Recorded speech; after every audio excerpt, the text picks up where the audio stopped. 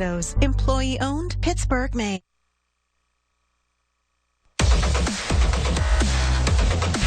Welcome back to the PNC Championship Roundup live on Pittsburgh CW. We are at Heinz Field getting you ready for the final game on this championship Saturday at Heinz Field. It is the WPIAL 6A championship game. Number 2 seed Pine-Richland facing the number 5 seed Seneca Valley. This matchup, we got to break this down for you. Josh Taylor, Matt Fargo here. Matt, this is what it looks like if we're talking about it from Seneca Valley's standpoint. Now, if you want to map this out, there are 3 losses this season. The first one came to Central Catholic. They lost that game on the road in the regular season. They beat them in the quarterfinals of the playoffs. Then later on, they lose to North Allegheny in the regular season in September. They beat them in the semifinals of the playoffs. They lost at Pine-Richland in October. Now they face them in a neutral site in the championship game. You called it a revenge tour. This sounds like movie script written all over it. It certainly does, as the third check mark for this revenge tour here at Heinz Field. It sets up to be a perfect script for guys like us that love to talk about the narrative, if you will. And the narrative shapes up to be great for Ron Butchley in Seneca Valley. What he's been able to do, he's been a great football coach. He was at Stowe Rocks for a time, now back at Seneca Valley, took over for Dave Vestal, and he's put Seneca Valley back on this stage. They've been here a couple times in the last couple years, haven't been able to take home the title. They have an opportunity to do that, but in their way, Pine-Richland, defending state champions, they've been here, they've done this. Eric Kasparovitz and what he's been able to do at Pine-Richland, they've kind of been put back into yesteryear, back when Claire Ultimus was leading these Pine-Richland Rams, and a guy by the name of Neil Walker was playing receiver. It feels like the same old Pine-Richland Rams, and it goes up against a great Seneca Raider team. You give me a Neil Walker, I'll see you and raise you a Phil Jerkovic. This is the kind of names that we're talking about that have come through this program, and Eric Kasparovitch will tell you he's been able to have some serious success. Ben DiNucci's another name you think of when you think about the success of Pine-Richland. So you know you have your David versus Goliath matchup, but this one's a little bit different. David gets a second crack at Goliath after losing the first one. If you're Seneca Valley, how are you approaching this mentally? Because this is maybe not all the pressure's on them, because Pine-Richland is a team that has to be knocked off. But Seneca Valley at this point, what's left for them to fear? Well, it's their defense is where they've been able to win games. And they're not a flashy team. They're not going to wow you with offense, but they're going to slow the game down. They're old school. They like to slow it down. They like to hold a great North Allegheny offense, holding them twice, both games that they played low scoring and affair, especially in the semifinal contest. But I think Seneca Valley's defense is where they're going to win this game. Offensively, churn that clock. That's going to be their best friend. You got to keep the high-ranking offense of Pine-Richland off the field. And from Seneca Valley's standpoint, 4 different players that have scored at least 5 touchdowns this season for this team. They're very good at distributing the wealth, not maybe one guy ahead of them. On the other side for Pine-Richland, their quarterback Cole Spencer, he's a passing threat and he's a rushing threat. Check this out. He's thrown for at least 1,100 yards, he's thrown for 11 touchdowns, and he's run for 11 touchdowns. So Pine-Richland's offense centered around its quarterback. Granted, they have a run game too, but their quarterback really is how it all works. Well, Pine-Richland, apparently now quarterbacks are growing on trees out there, because one leaves and the next one steps right back up, and they end up at Heinz Field every year. So on goes the beat for Pine-Richland, and it definitely starts at the quarterback position. We go from one quarterback high wearing green in South Fayette to another one in Pine-Richland, and go figure, another one is in a championship game. It is the 6A title game. We are moments away. Bob Pompiani, Doran Dickerson, they have the call when we come back here in Pittsburgh CW.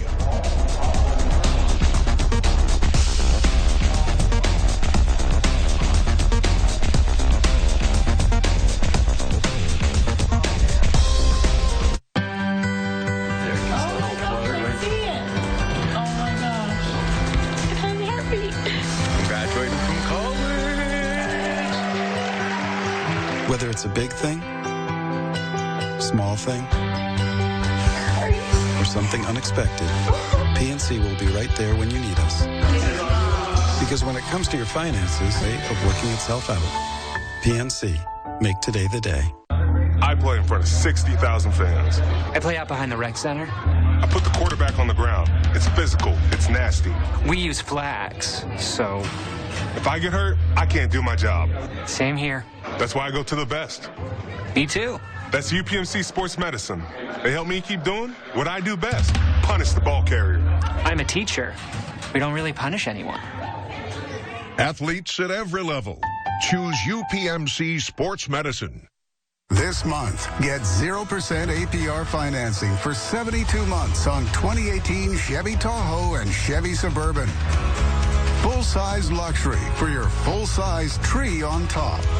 And with plenty of cargo room for all your Black Friday shopping. The holidays just got easier with Washington Chevrolet. The big one on the hill. Visit WashingtonChevy.com. Chevrolet. Find new roads.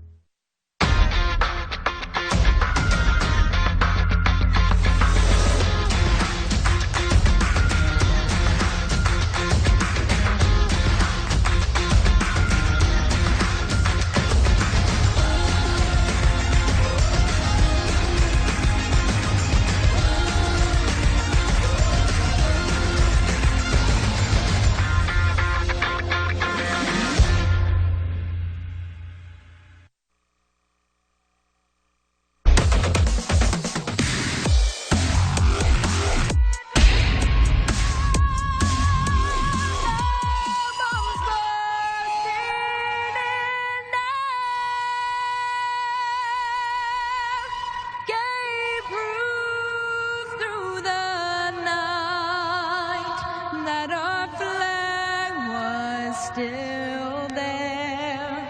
Oh, say does that star-spangled banner yet wave o'er the land of the free and the home of the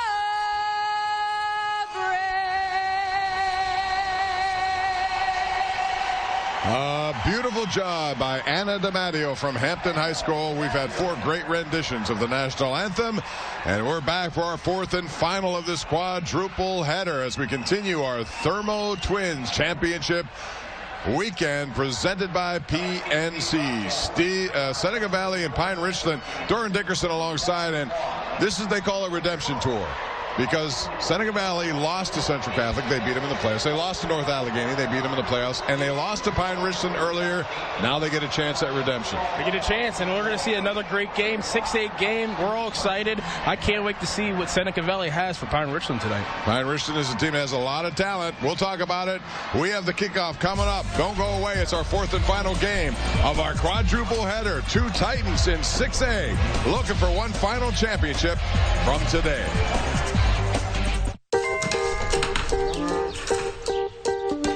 Thanks.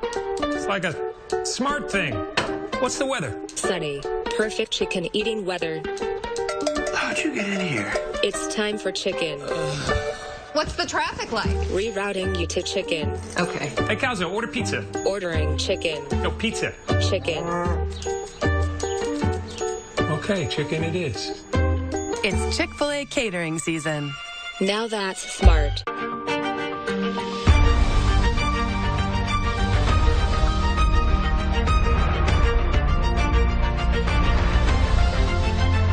Washington and Jefferson College. Are you ready?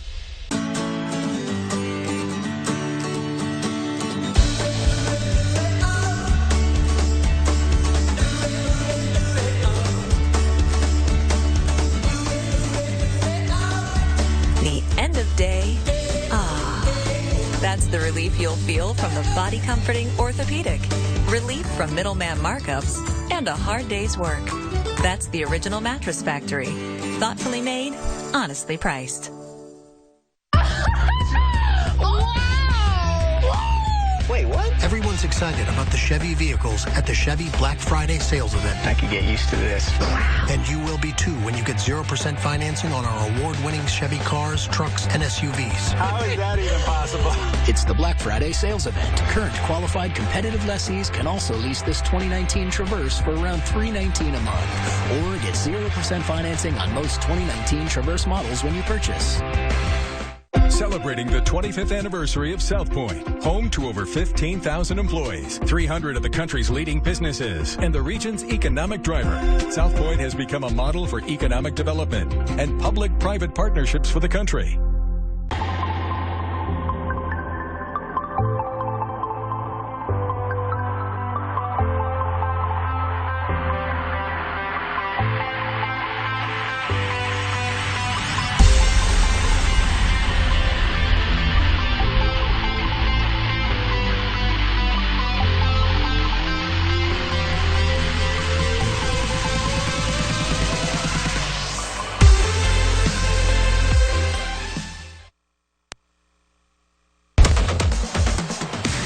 welcome back to our coverage of the Thermo Twins Championship Weekend presented by PNC. We've crowned 3 champions, looking for a 4th. 2 Titans of 6A go at it. Seneca Valley, Pine-Richland, and here we go with a Washington and Jefferson coin toss for this big game. And Seneca Valley has won, and they will take the football right off the bat. It's a tenacious defense, and there is Eric Kasparovich, the head coach of Pine-Richland, in his 6th season. 16-0, number 1 spot in Pennsylvania, number 10 nationally, 2017. Won everything last year. He was an assistant under Jack McCurry for 11 years. Of course, played with LeVar Arrington back in North Hills when they were number 1 in the nation. Went to Pitt. Now he's doing this. And what about Ron Bushley, Seneca Valley? Boy, he's had a wonderful stint coming on here. He was their head coach from 2004 to 2008. Offensive coordinator a couple of years. He develops players, and he's done a very good job now in this stint. And the opening kickoff is taken, and Seneca Valley right off the bat, number 33 with the return. That's Jake Stebbins, one of their outstanding players, who I also gave an extra effort award this year. Great average. He has worked so feverishly to help people who are less fortunate than others, making trips, mission trips. Just a great young man, and he is one of the captains of their team. He's great on both sides of the ball. You're going to see him at tight end, H-back, and at linebacker on defense. Great athlete, great player on both sides of the ball. All right, so Seneca Valley now with Gabe Lawson as their quarterback. 9-3 in the regular season. Handoff goes to number 4. It's almost like a wishbone formation. Exactly. Matt Stanger. Wishbone formation, found the hole, got up in the hole, found his blockers. Nice little game. So Seneca Valley does it by using a lot of different people. Evan Smith, one of the guys they use a lot. Josh McClain as a wide receiver. Luke Smith. Lawson is their man, the junior quarterback, 6'2". Handoff there, gets first down yardage as they will get their first down of the game. That's number 26, Jake Meinweiser, who had a very big game last week. Now it's time to take a look at the Thermo Twin window of opportunity. So Doran Dickerson, what are the windows of opportunities for each of these teams? Well, I think if you're Seneca Valley, you got to play your game. You can't worry about the revenge tour. You got to go out there and play your game and hopefully win this game. And Richland, on the other hand, they started the season, and there's Meinweiser there, and he's thrown back for some negative yardage. Merrick Miller was one of the guys there to make that stop.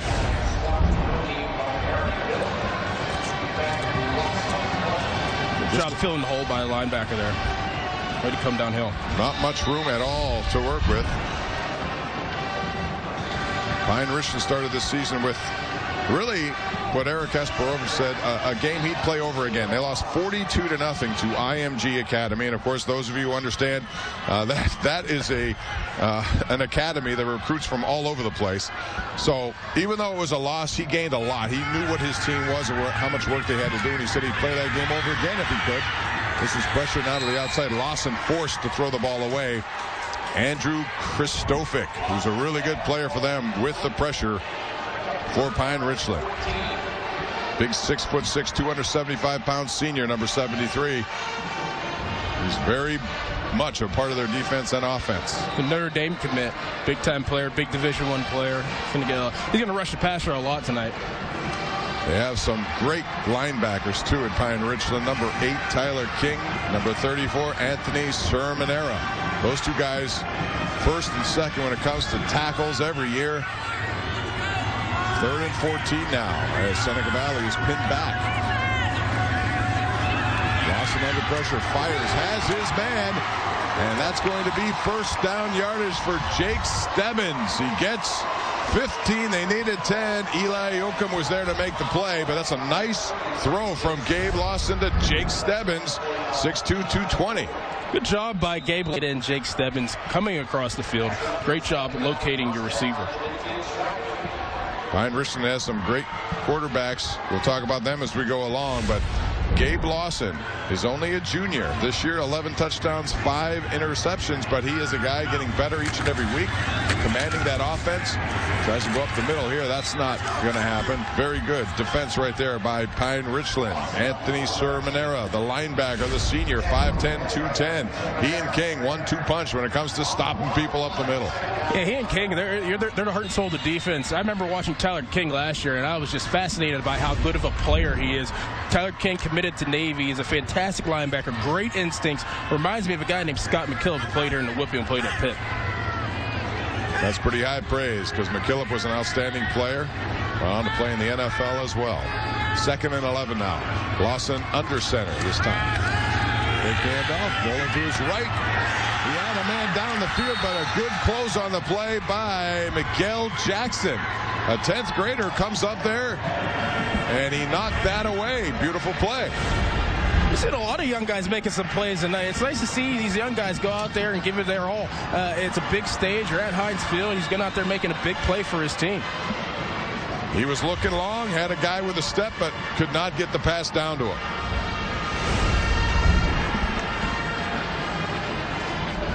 Last time they had a 3rd down and long, they converted that pass. It went to Stebbins. We'll see if they can do it again. It's always tricky when you got 3rd and long like this, especially against a defense like the Rams. They're opportunistic. This time it's going to be Meinweiser who gets a nice block, makes a cut, and he is very close to 1st down yardage there. Tyler King makes the play, but Meinweiser looks like he got 1st down yardage. That's the 2nd time they converted a 3rd and long. A little RPO right here. Had the receiver going in motion, a possible bubble screen, but hands the ball off to Meinweiser. He gets the 1st down.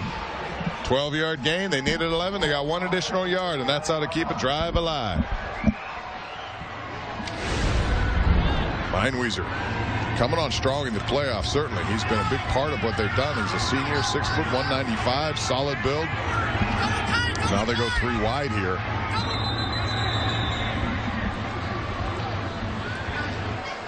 Timeout. Seneca Valley. That's their 1st. So Seneca Valley now with a different offensive lineup, and they call a timeout as they talk it over with Warren Butchley, their head coach. How many different formations have we seen so far by Seneca Valley? All right, we'll take a break. It's scoreless, but Seneca Valley is on the move with 2 third-down conversions. At Thermo Twin Windows, customer satisfaction is a beautiful thing. From concept to creation to delivery, every Thermo Twin window is handcrafted by a team of dedicated employee owners. Our customers know Thermo Twin Windows is more than just a company. It's a family that has been serving the Pittsburgh area for 46 years. Right now, get up to 40% off windows with no interest financing during the winter installation special. Thermo Twin Windows, employee owned, Pittsburgh made. Do you want to go out? Sure. Do you love me? Absolutely. Will you move in? Yes. And here you are, ready to share your life, your love, and even your finances. Although you may not always be on the same page. But PNC can help you set a budget you both can agree on. The sooner, the better. In fact, today is the perfect time to start. PNC. Make today the day. If we want to stop cancer, why not use the body's immune system to fight it in new ways? If we want transplanted organs to thrive, why not convince the body they're compatible? If we want to unlock the mysteries of aging, why not look at them in a new way? At UPMC, we question everything. We are uncommon to the core. We are UPMC. We are back for the 4th and final game of a quadruple header here at Heinz Field. Already, Olsh has won their first ever championship. Aliquippa, their 17th. And then we had quite a finish in the last game. South Fayette, 21-3 to outscore the opposition. That would be Thomas Jefferson in the second half, and they win 31-24. The game went down really to the final play before an interception sealed the deal. Meinweiser, and he has nowhere to go right there. Sermonella was one of the guys to be there to stop him. Came out in a quads formation, quads right. I've seen a bunch of formations by Seneca Valley today. It looks to seem they want to confuse the defense. They're running somewhat of the same plays, but looking to confuse the defense by running different formations. And this is what they did in the playoffs during the last couple of weeks, too. Occupy the ball on offense and play really stingy defense. This is going to be the 10th play of the drive. They've had 2 third-down conversions, both of them over 10 yards long. And it can be frustrating when you play a team like this, especially the second time around.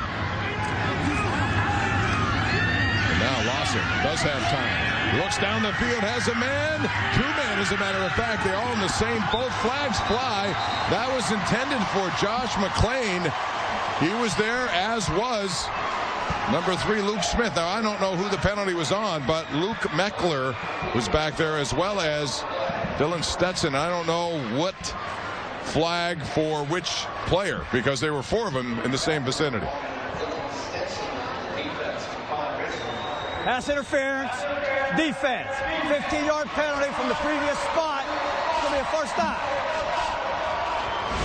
Take a look at this one again, Doran. Yeah, you had both guys really open there. I thought he was going to go for the outside guy. He was wide open running down the sidelines. I don't see much interference there, although they both went up to, you know, you can argue there that Meckler had his back to the play and just reached up, but some of the times I wonder about those flags. We talk a lot about it in the NFL. Yeah, for sure. But in high school level, hey, it gives them 15 yards, and that's another first down for Seneca Valley. It's done a quick hitter, and it goes to Luke Smith.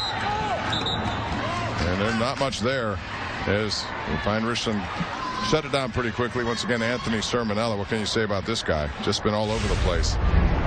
All over the place. Great instincts. Another quads left formation. When we say quads, 4 receivers to the left or to the right. Throwing a screen, trying to get some big plays, some little chunk plays going. Get the offensive momentum rolling down and get into the red zone. Second down. Last week, Mineweezer's in the game at 142 yards rushing and 2 touchdowns against North Allegheny. And they really dominated the line of scrimmage to the tune of, and there's Mineweezer with the ball again. They had 231 yards against NA, which a lot of people didn't think was going to happen. Chance Boyd makes the stop on Mineweezer.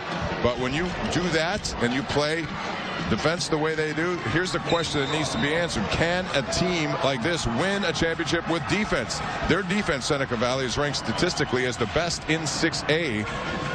And this is what they've been riding all the way through this. So if they have an offense that possesses the ball, makes it a little bit easier for their defense, too. Yeah, I mean, their defense is stepping up. Last week, beating the Art Walker team, that's huge. A team that beat you during the season. You're going to come out there today, play tough defense, play great offense right now. There is Matt Stranger up the middle. Not much. Third down conversion. They don't get this one. Merrick Miller was there to make the play. So they convert the 2 third and longs. This one, not so much. And it'll be 4th down for Seneca Valley. Any type of points are good here in this situation if you're Seneca Valley. Now they're going to try it with Seth Winters, number 29. He's a senior at 5'10", 160 pounds, 37-yard. From the hash mark. Let's see what he can do with his angle here. Low snap held, but it's a low kick, and it's blocked. And that was Tyler King, I believe, who got his hand on it, number 8. And it's picked up. Chance Boyd is drilled out of bounds, but the block prevents points right there. Jake Stebbins came over and drilled him out of bounds, but what a block there by King.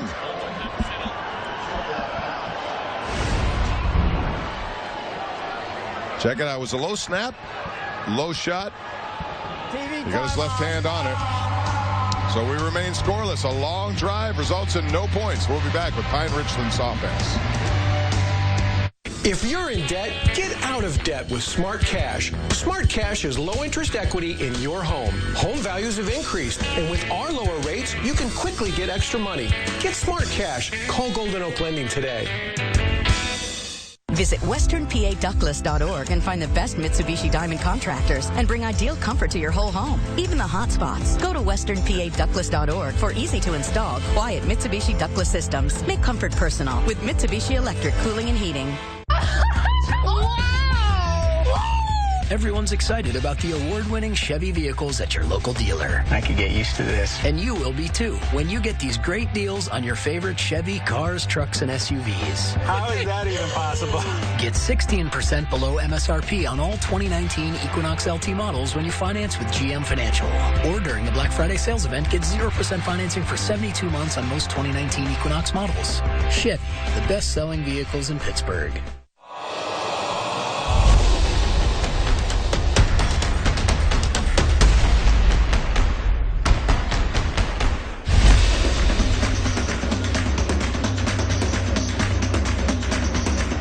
Stop wasting money every month on expensive credit card interest. Golden Oak's lower rates and local service will get you fast cash out of your home's new equity. Start saving money today and pay off high-interest credit cards. Call Golden Oak Lending. We're back live here at Heinz Field. Bob Pompiani and Doran Dickerson in the broadcast booth. Alongside here, Mark Oxenrider, who's done a wonderful job with statistics on the day, always does. Eric Kasparovich. Their defense gives up some yardage and some time of clock, but they also prevent points with a block of that field goal as we continue with our Thermo Twin WPIAL Championship Weekend presented by PNC. Cole Spencer leads the way for Pine-Richland in white. Little RPO action, and he's going nowhere there. That was diagnosed beautifully by number 58, Drew Robertson, who makes the play. Big part of this are the parents who do so much for these kids. Let's go downstairs. Selena standing by with a couple of parents.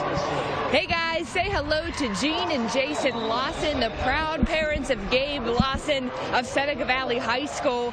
How is this feeling for you to be here? You're actually watching your son up close on the field right now. You must be nervous, but proud. You know what? It's an amazing experience. This team's come a long way over the course of 10 or 11 or 12 football games. They've put every effort forth that you can possibly imagine. I love these boys. It's a great group. I coached them as youth football players, and they're so much fun to watch. They're such a great group, and I think they're bonding. So I think it's nothing but good things to come. All right, Gene and Jason, thank you so much. Good luck to you guys tonight. Thank you.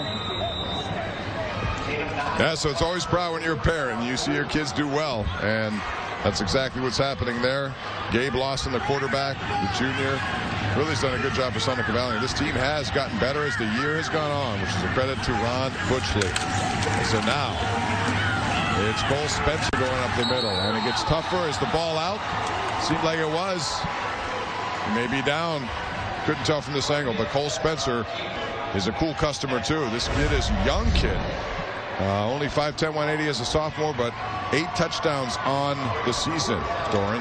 Yeah, he's a young kid, and we've seen the past of quarterbacks for Pine-Richland. Phil Djokovic, Ben DiNucci, even Neil Walker. I mean, he has a big shoes to fill, but this kid obviously has the confidence of his head coach to go in there and lead this team.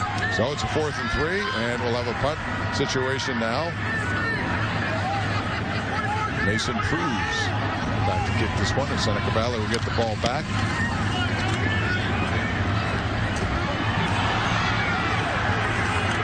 Brendan Hayes trying to get to the outside after he bobbles. A good tackle right there by Dylan Stetson.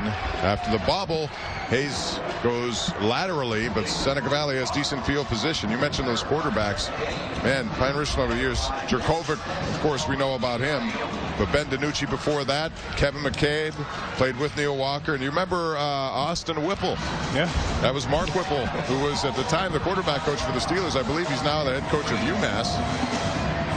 So they run him out. Yeah, they do. And this kid is only a sophomore, so he's going to be around, and he will learn under Eric Kasparovich. I believe we'll see a lot of Cole Spencer in the next coming years. He seems to be a dynamic player, and we're excited to see what he could put out there in the field today. All right, so Seneca Valley, after a long drive and the first possession resulted in no points, a blocked field goal. Meinwiesen goes back to work. And he is hit right there at the point of attack by Trent Miller, the junior, who comes in and makes the play defensively. You look at Seneca Valley's season. Again, losses to North Allegheny, losses to North Catholic, and they lost to Pine-Richland. That was it. Their 3 losses, they've avenged 2 of them, and they're trying to make it a 3rd one here tonight. This defense has been very stingy. They've allowed just 14 points in each of their 2 playoff games in wins over Central Catholic 15-14 and North Allegheny surprisingly 31-14. Once again, Miami is trying to get his way through. A little opening there, and he does get decent yardage there before Luke Meckler comes, or actually makes the play there. It was McLean comes away with a nice block, and so that one is marked short. It's good blocking on the perimeter by the receiver and the tackle. That's good blocking for the ball carrier. A nice way to find your hole and get upfield. Anthony Sermonella, really good at what he does. Those guys move laterally, great speed, short tackle. Those linebackers for Pine-Richland. 3rd down. Lawson puts his head down and gets 1st down yardage. They've converted some 3rd and longs. David Takich with a nice block there. And so that results in 1st down. They move the chains. We're seeing a bunch of different formation, yes, but they're running the same plays. They're doing what's working, and it's obviously working for them. They're coming out in different formations, but it's somewhat of the same plays, and they are inching their way down the field, so you got to keep it moving. Some little play action now. Penalty flags fly, and looks like there was a holding on that end of it, too, and there could well be. We'll see. Chance Boyd was back there defensively, and he put his hands up as if there was some interference down the field, but there was a flag also in where they normally call holding on the offense. So we'll see. Could have offsetting. We'll see how it goes.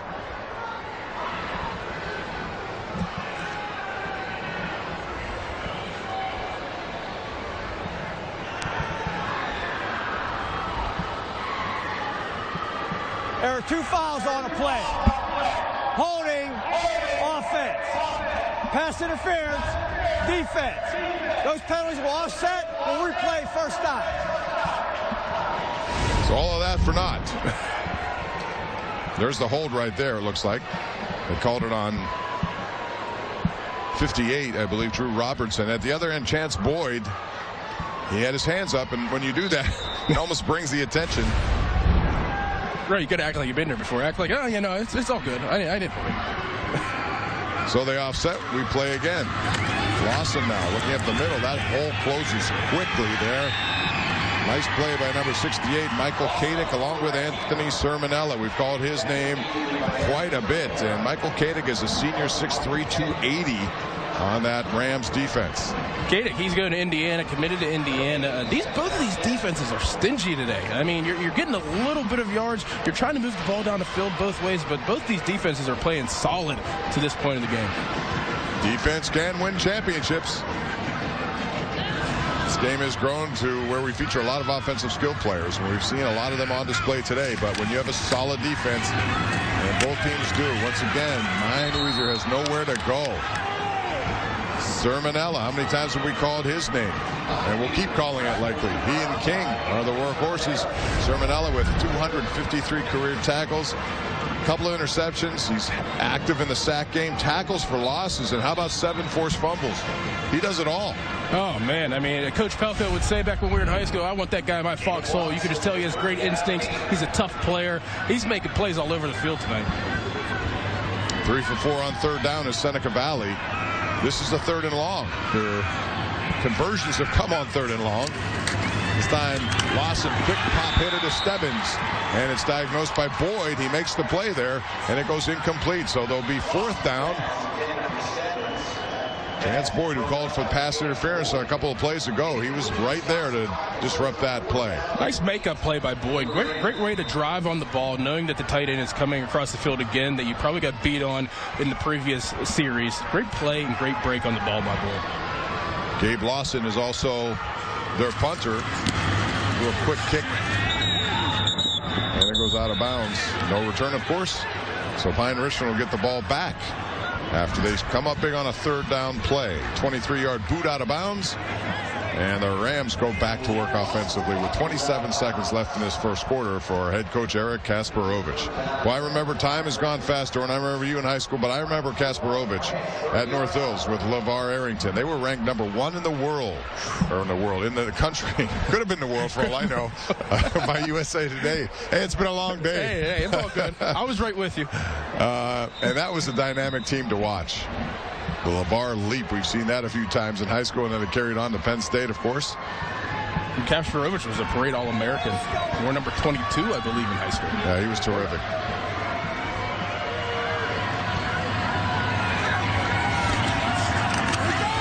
All right, so we have nice quarterback opportunity there for Cole Spencer. He turns on the speed, gets to the outside.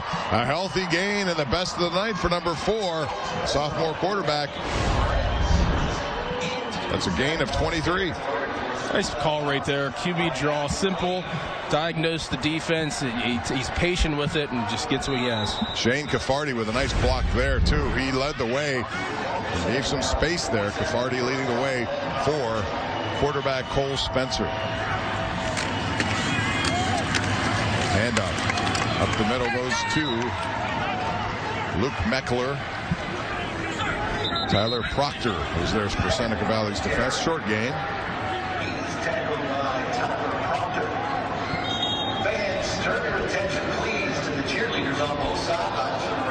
This is our 4th game. If you joined us late, we had a really interesting last game in the 4A championship, which went right down to the end. And it looked like a Thomas Jefferson lead at halftime would stand, but no, South Fayette came back 21 third-quarter points. Special teams helped them out.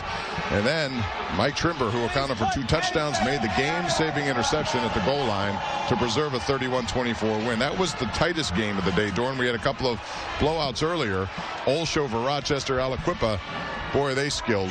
Both of those teams are going to get buys, by the way, as they won their game over Derry.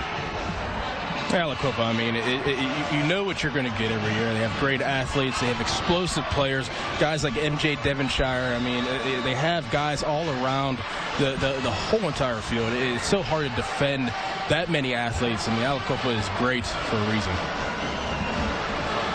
All right, so Pine-Richland, Cole Spencer comes back as we now have gotten to the end of this quarter. And a lot of up and down, especially by Seneca, but they can't come away with points. There was a blocked field goal after they moved the ball down the field, but that's it so far. It's scoreless as we head to the second quarter. Let's get started. Whether it's on your first account or your second location, let's put smart technology in your hand and smarter people by your side. Let's get started online or at your local First National Bank branch. You can't just wait for it. You have to go get it. You have to push yourself, because limits only begin when hustle stops. You have to work together, because you can't get there on your own. You'll have support, because you're more than just a name on a list. And then you'll get there. That's success. And I hope it's ready for me, because I'm ready for it. How do you stop James Conner? Not with a linebacker. Not with a legion of defenders. And not even with a life-threatening cancer. That's because James chose the renowned UPMC Hillman Cancer Center, where doctors and researchers are setting new standards and discovering bold new breakthroughs in cancer care, so patients like James can be unstoppable. Let's make it easier for you to manage your money. Or send it to people you know with Zelle. Let's give you an on-off switch for your debit card and live support at your ATM. Let's get started online or at your local First National Bank branch. Nothing is stronger than your sisterhood. What makes me me is Supergirl.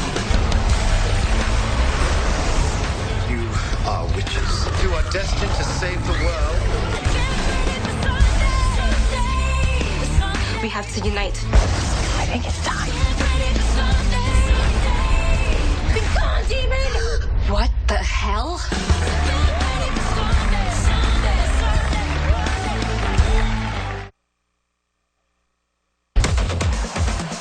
right, we're back as we continue our coverage of the fourth and final championship game presented by Thermo Twins and PNC. We will check out the stats presented by People's Gas, and so far pretty even. Both teams rushing the football. Seneca Valley has an edge in passing as we start second quarter in a scoreless game. Second down at 8. And it's the sophomore quarterback with a nice run, Cole Spencer.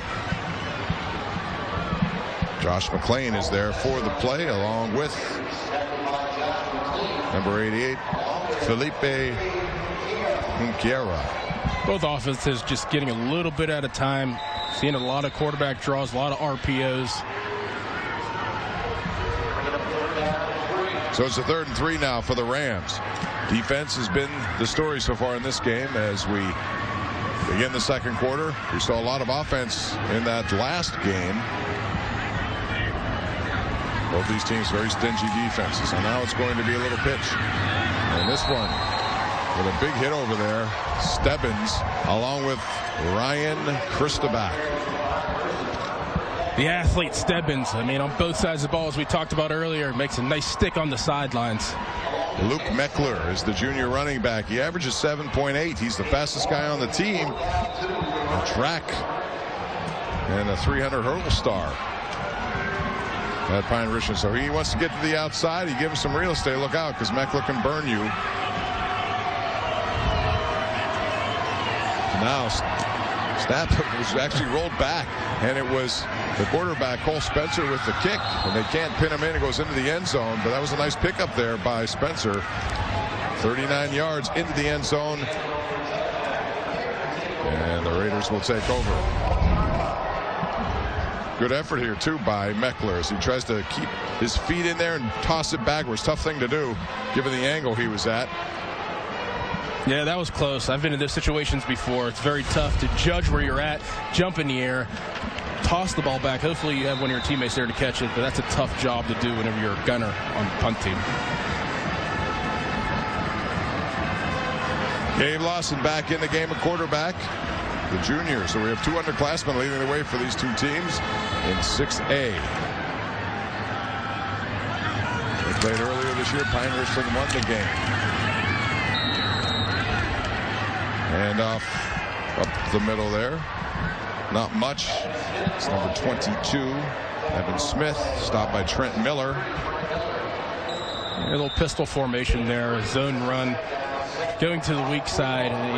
They're running almost the same plays as we said before, but in different formations. Maybe they'll bust one soon. That's what they're looking to do. Evan Smith is a junior at 6'2", 210. They come at you with a lot of different potential matchup problems once they get going. Seneca Valley does. Lawson now trying to make a quick hitter. That was well covered. He's being pursued, and he just throws it out of bounds. Smart play given what was available to him. There was good coverage on the play. His original read was covered, so he rolled right and then threw it away. And great pressure, too. I mean, these guys are hustling around. They know what's on the line, as we talked about last game. I mean, this is big. You're playing here at Heinz Field for a championship. You're going to give it your all. And that was great pressure by the defensive end.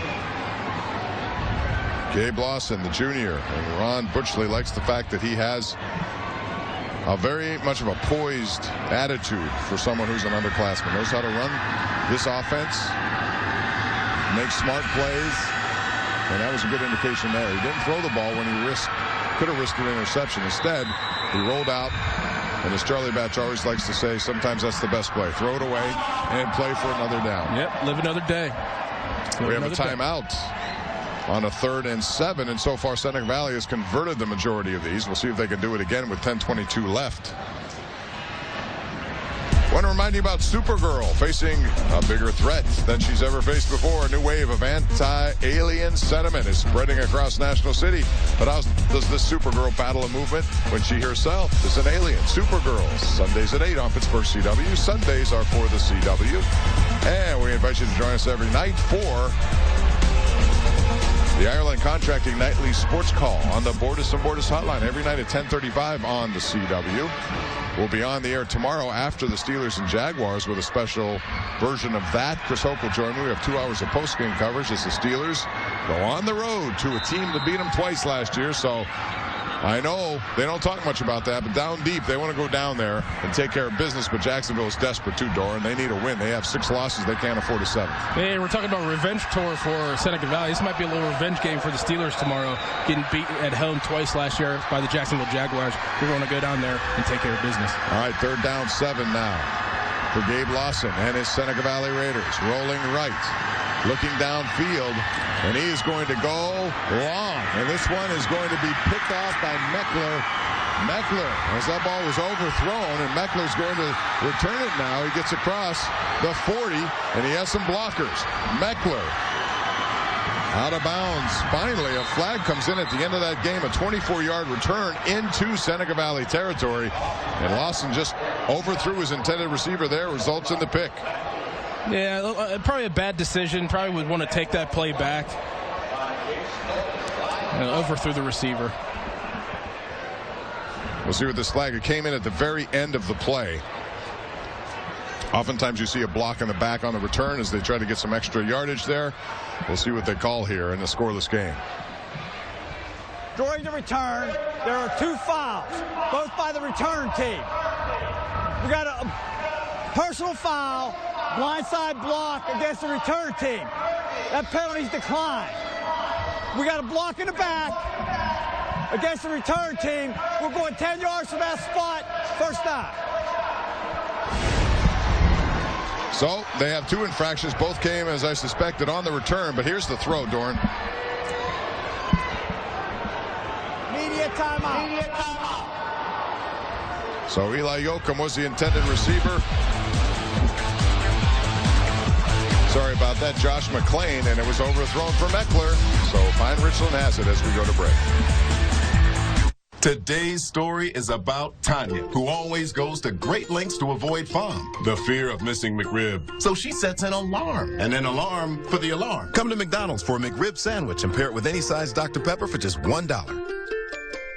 At Thermo Twin Windows, customer satisfaction is a beautiful thing. From concept to creation to delivery, every Thermo Twin window is handcrafted by a team of dedicated employee owners. Our customers know Thermo Twin Windows is more than just a company. It's a family that has been serving the Pittsburgh area for 46 years. Right now, get up to 40% off windows with no interest financing during the winter installation special. Thermo Twin Windows, employee owned, Pittsburgh made. Are you someone who is taking care of an elderly or disabled family member? Find out how you can become an approved home health caregiver through Christian Home Health Care and get paid for your services. Christian Home Health Care can provide the training and certification you need, and we'll handle all the required paperwork and exams free of charge.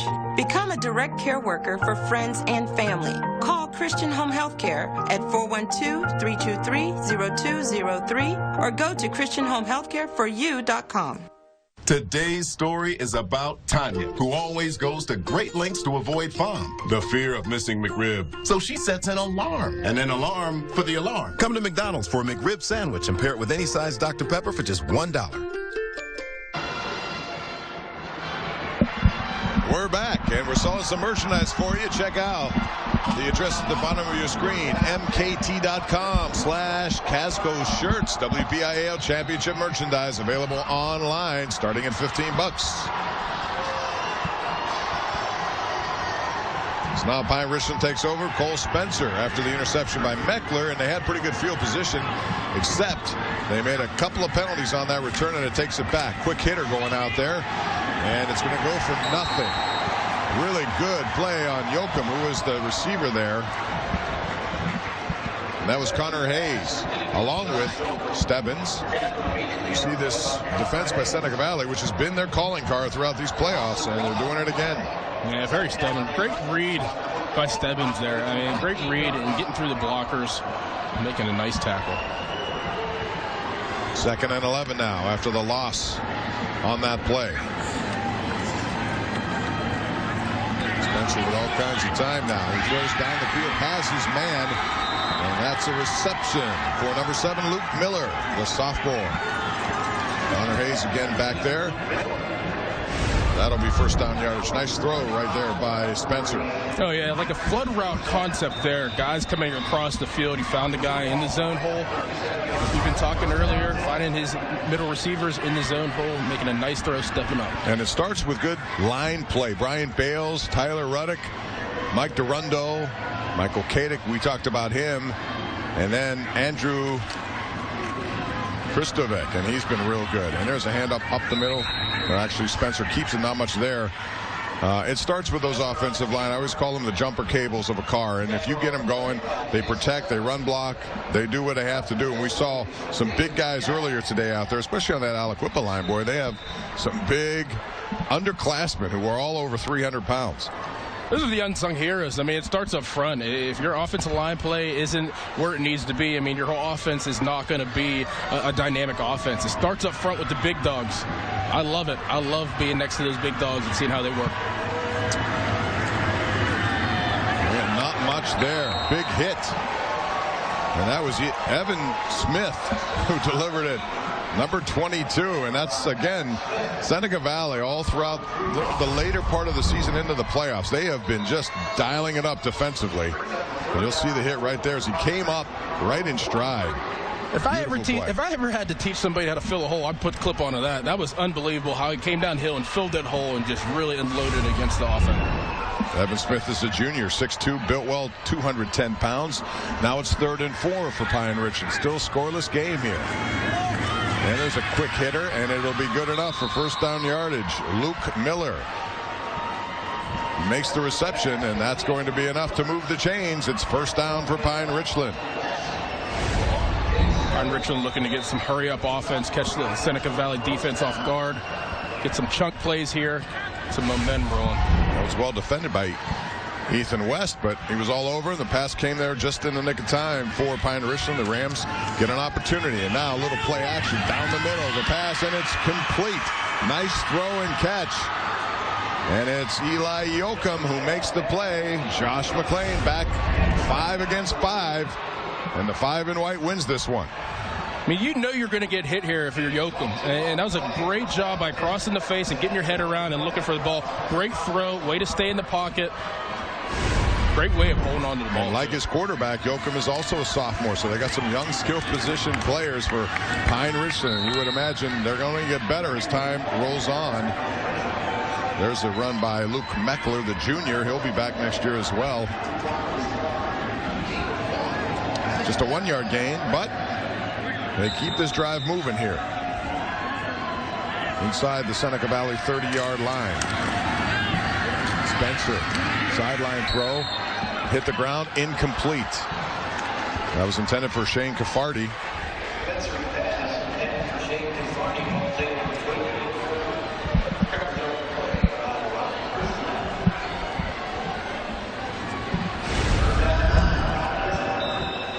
Yeah, hit the ground first. He tried it. Tried to sell it, but the official was right on the call, and a good call. So it's the 9th play of this drive coming up now for Pine-Richland. 3rd and 9, though. Seneca Valley, they're very productive when they have this kind of down and distance, and a nice blitz at the end there, and it got into the passing arm of Cole Spencer, and that was a good play by Meinwieser defensively. Great play by Meinwieser, getting a hurry on the quarterback, making a quarterback flustered in the pocket, doing your job. That's a great play by Meinwieser. Here he comes, and, you know, Meckler had an opportunity at the end to try to stop that. He couldn't get over there in time. Meinwieser with a running back speed got there, made the play, and interrupted the throw by Cole Spencer. So now 4th and 9. Eric Kasparovich says, let's go for this. Here's the throw, and it's going to be Meckler. Stretches out, and he looks like he has first down yardage. Coverage on the play over there by Josh McLean, but it's not going to be in time to stop those sticks from moving. It looks like they have another first down. A great call by Kasparovich. I mean, these are college-type routes. I mean, we call that a cowboy route. 10-yard out route by the inside receiver. Outside receiver runs a go route, really clears it out. First down. Meckler, very smart, knew where those sticks were, went there and got, and now it's Spencer. Again, a little play action, throws a slant pattern, and that goes incomplete, intended for Luke Miller. Another sophomore.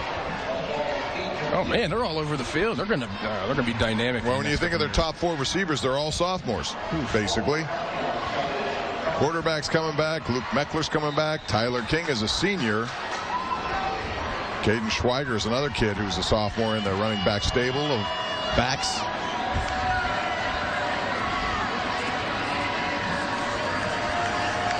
So now it's Spencer looking in at the offensive coaches as the play call seems to change. Inside handoff. Not much going there. Seneca Valley's defense is up to that challenge. Gain of 2 on the play. Pine-Richland is getting some momentum here, but you got to give credit to Seneca Valley's defense. They're hanging tough. They're trying to get a stop, trying to get that big play. They just got to hold in here in the red zone. Third down. Earlier, it was a long drive by Seneca Valley that resulted in a field goal attempt, which was blocked. King apparently got his hand on that one. This is the 13th play of this drive. And this time, it's Spencer moving away. Pressure coming. Throws over the head of his intended receiver, Luke Miller. A lot of pressure, and it forced him to throw on the run. And as a result, it was a little off target there, and it goes incomplete. So we're going to have another 4th down coming up here, Dorn. Yeah, I mean, you got to pressure the young guys. That's what they do in the NFL. Pressure the young guys, get them outside the pocket, make them move, and that's what they did, and got them on the ground. Now you're forced them to go for a field goal here. Stebbins really closed hard on that play, and he forced that inaccurate throw. And so now we have an opportunity for 3 points for Pine-Richland. And this kick is going to go wide right. It was a 33-yard effort. And it's no good by Mason Cruz. So we've had 2 field goal attempts. Both have been unsuccessful. So the score remains 0-0. Here it is. Just to the right. We'll be back with Seneca Valley back on offense here at Heinz Field.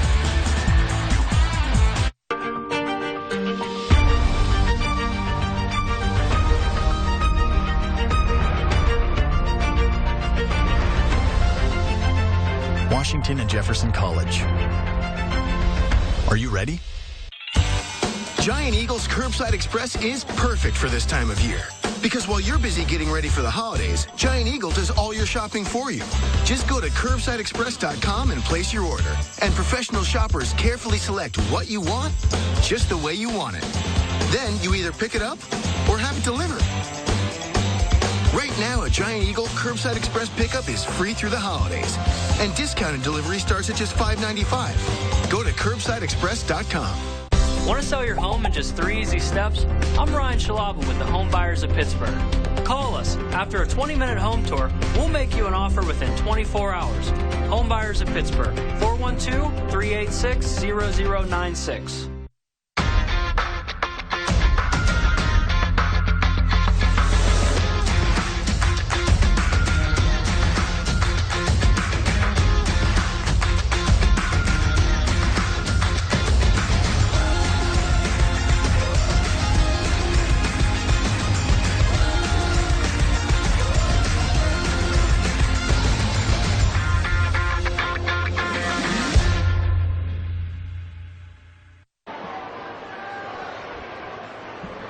We're back. Thermo Twin WPIAL Championship Weekend presented by PNC here at Heinz Field. The 4th of 4 games. We have 2 more next weekend after those semifinals were determined last night. You see 2 great head coaches here. Ron Butchley right there for Seneca Valley. Eric Kasparovich for Pine-Richland. This is a rematch of a game played earlier this year. Won by Pine-Richland at Pine-Richland 21-7. Both teams now have had opportunities with field goals. Both have been no good. Mineweezer now for Seneca Valley. Tiptoes around. The ball is out. It's loose, and it's going to be recovered by Pine-Richland. I don't think he was down, and it is signaled to be Pine-Richland ball. Chance Boyd, once again, is the man who comes up with it. The junior, the hit by Caden Schweiger, I believe, who got him. Way to come in there. Yeah, it was him right there. Got it loose, and it was Boyd. Chance. He got his chance, and he made the play. It's looking to be a nice offensive play, and Pine-Richland stepped up and made a turnover. Big turnover events in this game. Heading into the red zone now. Pine-Richland's looking to put some points on the board. So that turns the tables now, and Cole Spencer and company go to work in the shotgun formation. Little flea flicker action now. And a wide open receiver is there for the touchdown. What a call. Luke Miller. It was Luke Meckler, who put it back to the quarterback, and then Spencer right on the money to Luke Miller. It's 29 yards right after the turnover. What a well-designed and well-executed play. Pine-Richland has the lead.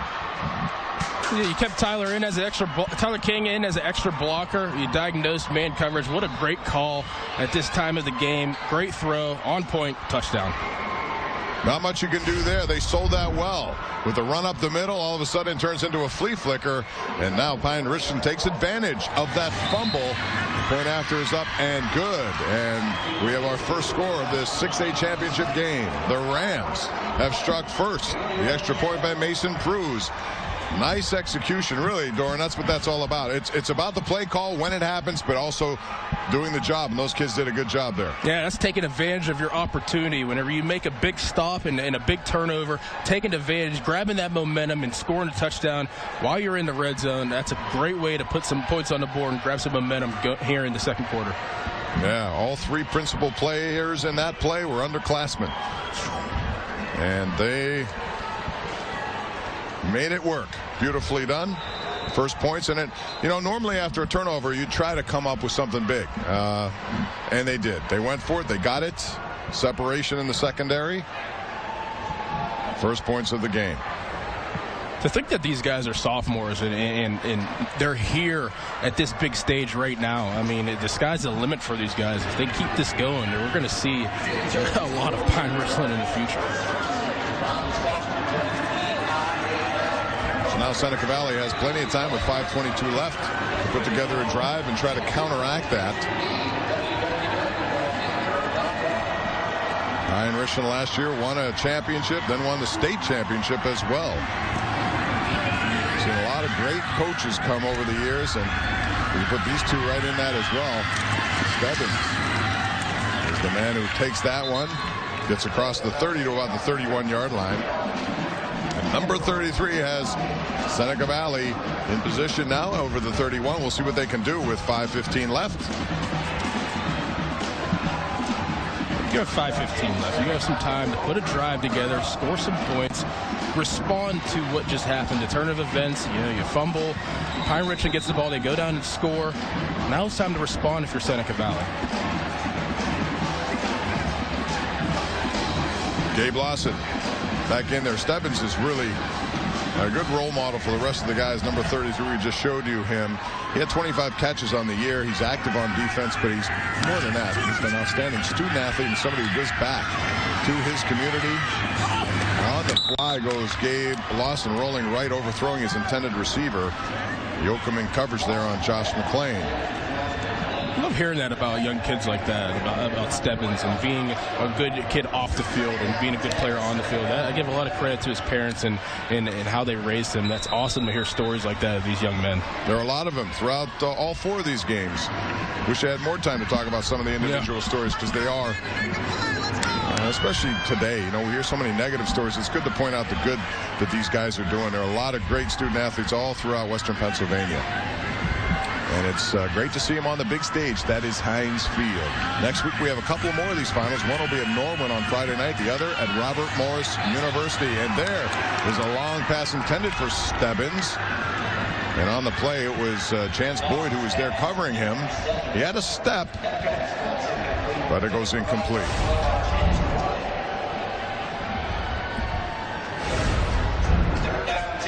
Both of these offenses are trying to hit the crossing route, the deep crossing route. And, you know, they've hit a couple so far. That one was very close. That would have been a huge play for Seneca Valley. So now it's 3rd and 10. Pine-Richland likes to send people on this sort of situation. We'll see what happens here. It's Lawson in the shotgun formation now, trying to keep this drive alive. It goes handoff instead, and it's Mineweed trying to cut his way back. Not much there. It shuts down quickly. And it was Miller who made the touchdown on the flea flicker just moments ago, comes up and makes the play defensively. So now Seneca Valley will have to punt it back. It's 4th and 8 as we get under 5 minutes left in this first half of a final game of 4. 3 champions already crowned today. Congrats to Ulsh, Aliquippa, and South Fayette, all winners today, and they'll move on in the state tournament as well. As a player, what did you put more emphasis on, WPIAL championship or state? Because I always believe this is more important. This is where you're competing. Definitely WPIAL. I mean, and I get it made more sense to me to think that way, because whenever I was older and whenever I was in the NFL, and guys knew, whenever I played for the Houston Texans, they knew about the WPIAL. Guys that are across the country, how big the WPIAL was, how big Western PA football is. It was so big to make it to Heinz Field and to play in front of your town. So I definitely would say the WPIAL is bigger in these players' minds than the PAA. It always sounds big when you say state, but yes, you know, there's so much that comes into play with that. You're playing late into the season. It's a long season, goes into December. Seems like everything is on the eastern part of the state, although that's been changing of late. But these winning the WPIAL in Western Pennsylvania still carries so much bragging rights with it. And these are memories that these guys are going to have for many, many years to come, regardless of what they do in the rest of their life. They'll remember these moments. No doubt. All right, so Spencer and the Rams take over. Number 2, Luke Meckler lines up beside him, and they call a penalty or a timeout. I'm not sure. Delay of the game coming up. Okay. 5-yard penalty. Still first down. So they're marching back 5 yards.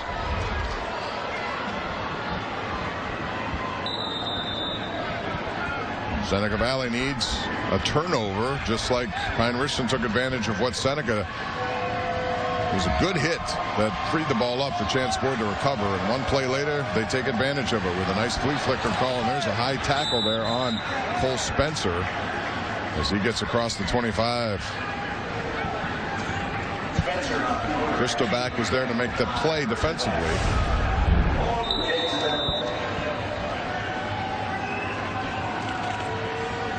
Turn him around, got some yardage there this time. Couple of more yards as they get closer. 2 first down yardage. We're inside of 4 minutes left now in a 7-0 Pine-Richland game. Luke Meckler. Told you he's the speedster. You get him going to the outside, you'll see a difference. He can turn it up a different level when he gets there. And they try to get him and isolate him in those situations when they can. 3rd and 5 now for the Rams. At the 32-yard line.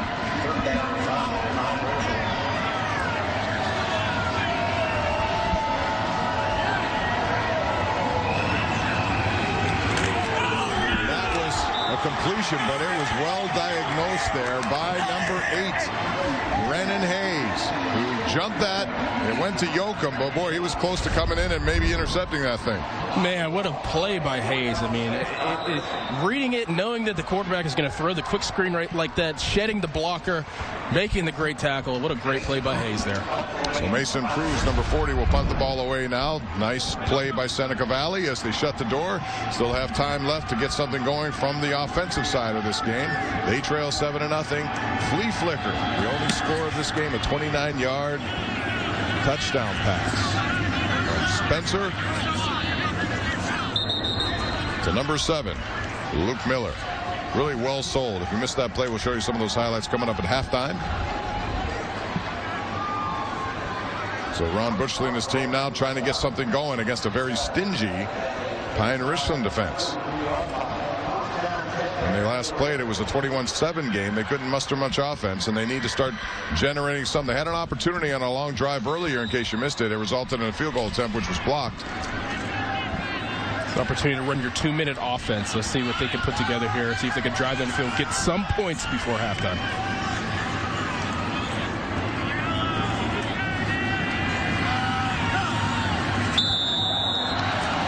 Now we're going to have an encroachment call against.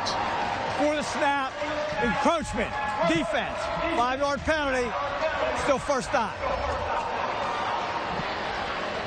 We talked about that game Pine-Richland played. And Eric Kasparovich doesn't like the fact that his entire team moved on that play, it seemed like.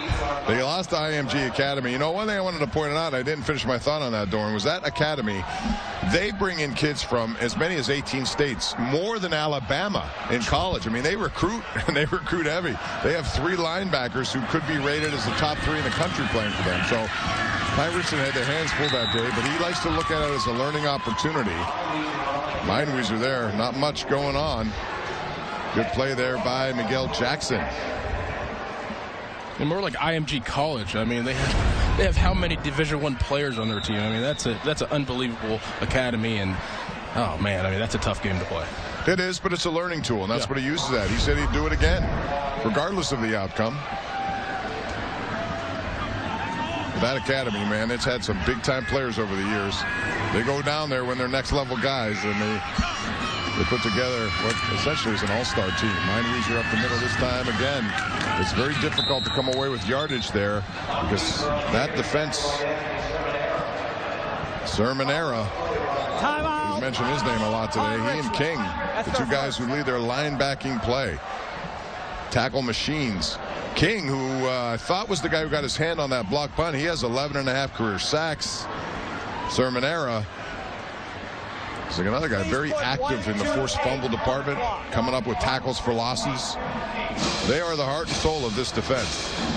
Yeah, they are. And the biggest thing about those guys, whenever you watch them, yes, they're tough, they're gritty, they get in there, they make big hits, but their instincts are phenomenal. For young men like that to have instincts in finding the ball carrier and getting the ball carrier on the ground. I remember watching Tyler King, as I said earlier, last year, and just real impressed by his instincts and how he gets to the ball. Those guys are the heart and soul of the defense, and they're showing it today.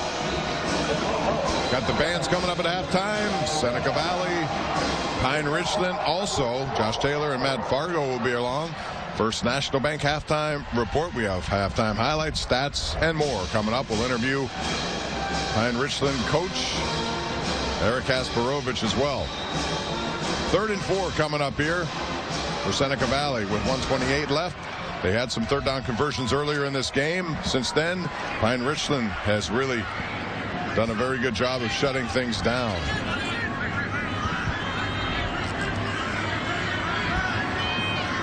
Junior quarterback Gabe Lawson. Mine-Weezer in motion now. And Lawson looks to his right. It's well covered. Now underneath will go to Mine-Weezer. Trying to get away, and the ball is loose again. He tried to get some extra yardage there. And Luke Miller, the man who made the touchdown reception on a flea flicker, comes up with the play. The sophomore, 6'1", 190. Mine-Weezer was trying hard to get some extra yardage. As a result, spun right into that. And it's another turnover. Another big turnover for the defense. And at this point again, where you figure that Seneca Valley is going to try to find some momentum, trying to get some points before half, running their 2-minute offense, you come up with a turnover before half, and it's huge. Another good play there by Tyler King. He was the one who got that ball loose.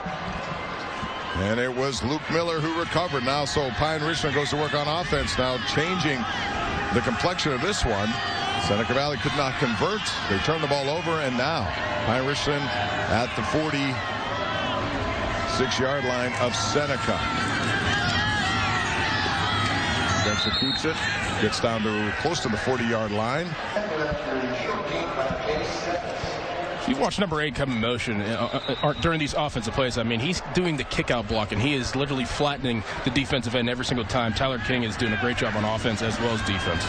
4-year starter is Tyler King on both sides of the ball. He's a big guy going to the Naval Academy, 220 pounds, and he uses that weight to his advantage. Another gain of 6, moving the chains. And so the Rams looking to add on to a 7-0 lead as we get inside of a minute left in this first half.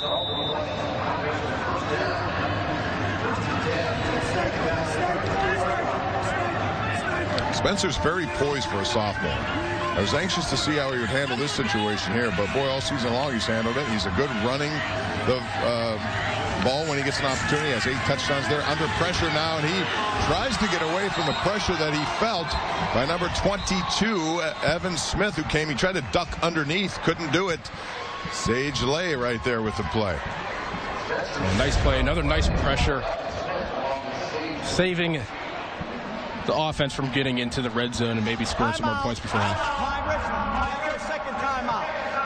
Please put 41 seconds on the clock. All right, so we have a timeout now. They put it with 41 seconds. And it's going to be a 2nd and 17 situation coming up now for Pine-Richland. They called a flea flicker when not many people expected it. Let's see what Kasparovich has up his sleeves now.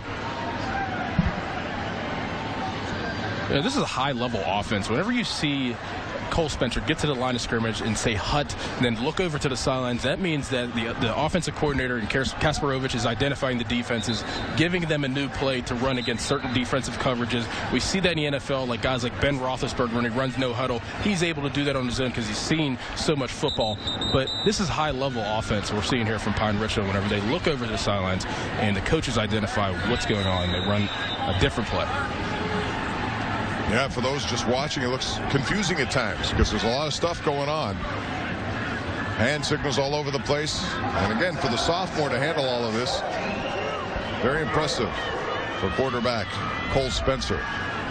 On the year, he was 89 for 151. Pretty good percentage. 8 touchdowns, over 1,000 yards passing. He'll only get better as time goes on. In the shotgun now. He goes and has his man. And that's good. Good tackle by Jake Stebbins on number 1, Shane Caffardi.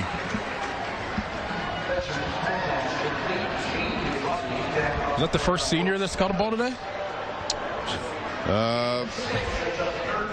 They have a few, but, you know, most of it's gone to sophomores. And look at the pressure there. Coming at, and Spencer had nowhere to go but down. Sage Lay was there to make that play. Great pursuit by Sage Lay, number 1. Sage Lay sounds like a football name. What a great name. Great pursuit. Somebody missed an assignment there. He was unblocked all the way and really had no time to do anything. 11-yard loss, and that changes things quite a bit with 1 play left in this first half. For what you've been giving Pine-Richland, I mean, 2 turnovers in your own area. I think that this is a great way to go into the half and reassess what you have to make sure that they don't score any points before half. I think is big for Seneca Valley. Go reassess, come back out, and go for it. Yeah, Seneca Valley, say this about them, as I said, they're stingy when it comes to defense. You know, they've not done a consistent job on offense. They've turned the ball over, but they've also limited the damage for the most part. One nice, well-diagrammed and well-executed play on the flea flicker. That was our only score on a 29-yard hookup. But other than that, it has been very difficult for both offenses, really, when it comes down to crunch time as you're getting closer to the goal line. And that's kind of what you expected from this matchup. Not a lot of points in the first time they played, so you'd expect kind of a lower scoring game, and we've exactly got that so far in this one. Preparing for the Hail Mary here.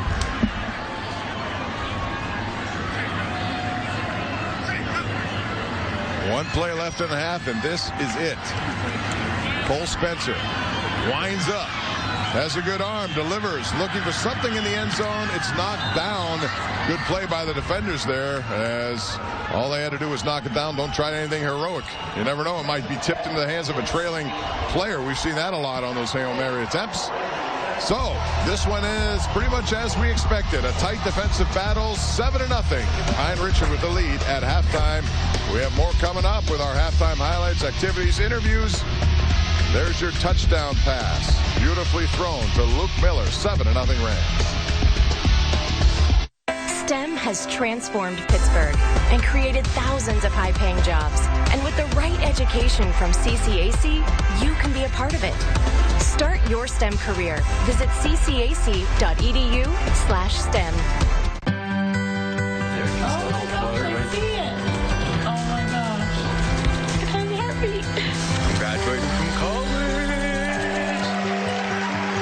Whether it's a big thing, small thing, or something unexpected, PNC will be right there when you need us. Because when it comes to your finances, if you focus on today, tomorrow has a way of working itself out. PNC, make today the day. You look nice. Getting around isn't as easy as it used to be. That's why we called Bath Fitter.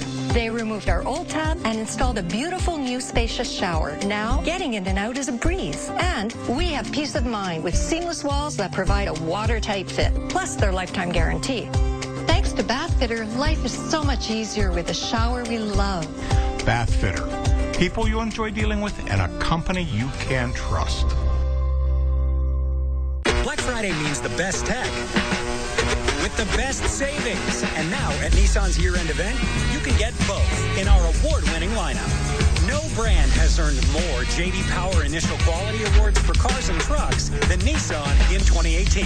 Get Black Friday savings before they're gone. Save up to $14,221 on the 2018 Titan, or get a low $199 per month lease on road. But hurry, Black Friday savings ends soon. I want a college degree, and I want the full college experience. That's CCAC. I play volleyball. I'm in the art club, and I'm going to India next semester. And I'm graduating with way less debt. Get a total college experience at CCAC. We're back with more of our First National Bank halftime report. This is the Thermo Twin Championship Weekend presented by PNC here at Heinz Field. Bob Pompiani and Doran Dickerson. We're joined by Eric Kasparovich, head coach of Pine-Richland.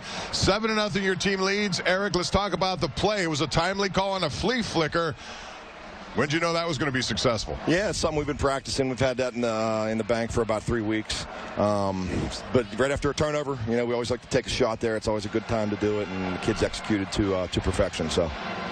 Hey, Coach, Doran Dickerson here. What are you going to say to your team whenever you go into to halftime to make sure you keep the momentum coming out of half? Yeah, well, we get the kick, so that's good. We're playing great defense, so we got to continue to do that, get the ball back to our offense, and we just got to make the most of our opportunities. We've had the ball down in a couple times and haven't been able to finish. So we just got to finish a couple drives, get some more points on the board here, and hopefully, put this one away. But they're playing extremely tough, so it's going to be a battle here in the second half.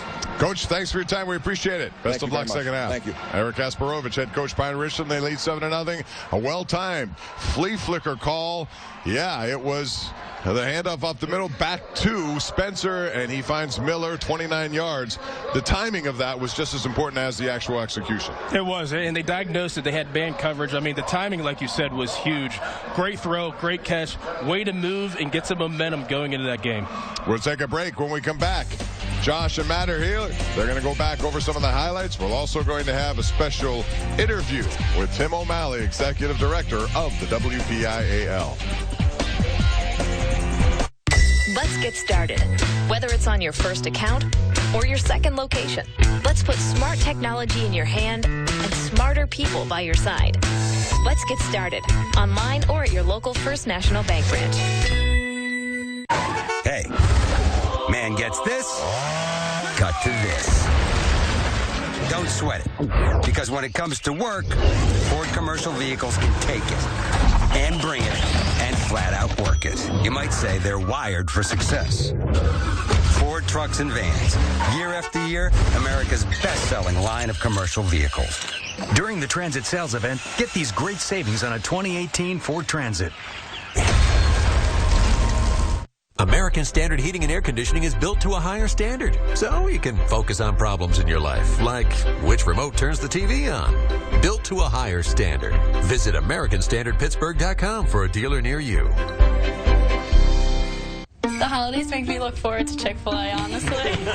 Every year we have an ugly sweater party. I like the manatee. That one's cute. I love this. We cater it with Chick-fil-A. The crowd pleaser.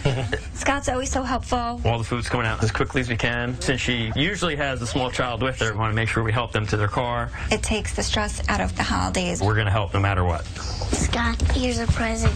My own ugly sweater. Dino! You win the prize, yeah. Nice. You win the prize.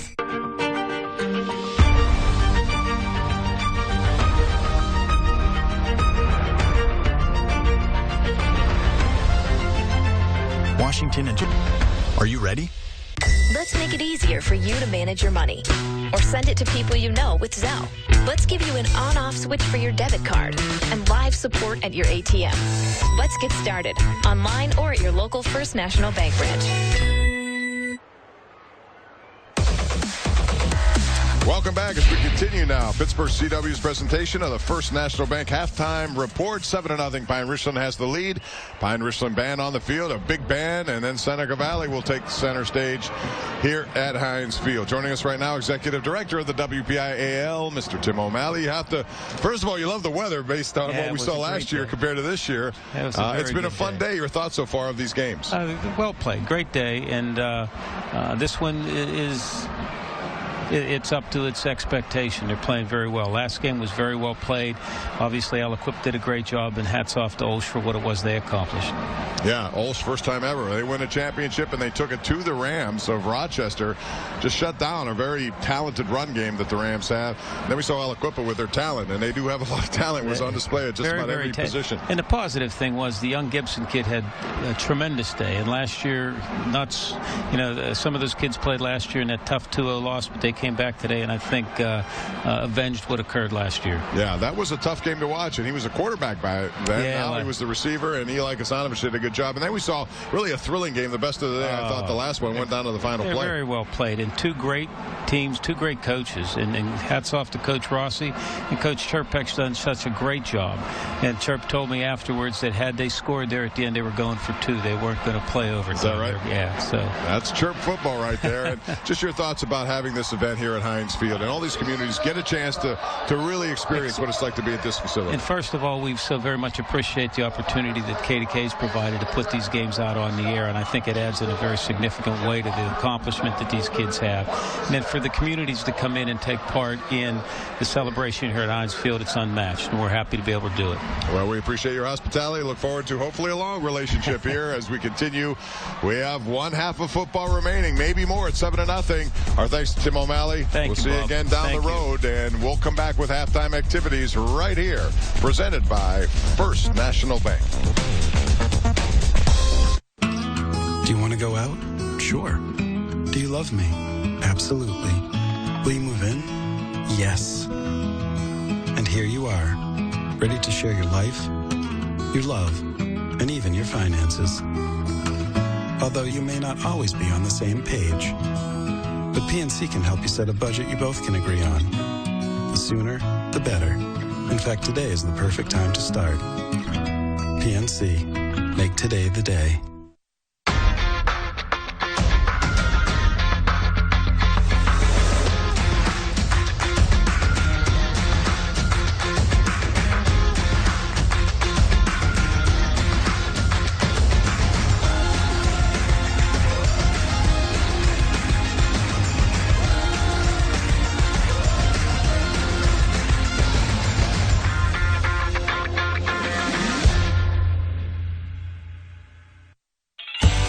Giant Eagle's Curbside Express is perfect for this time of year.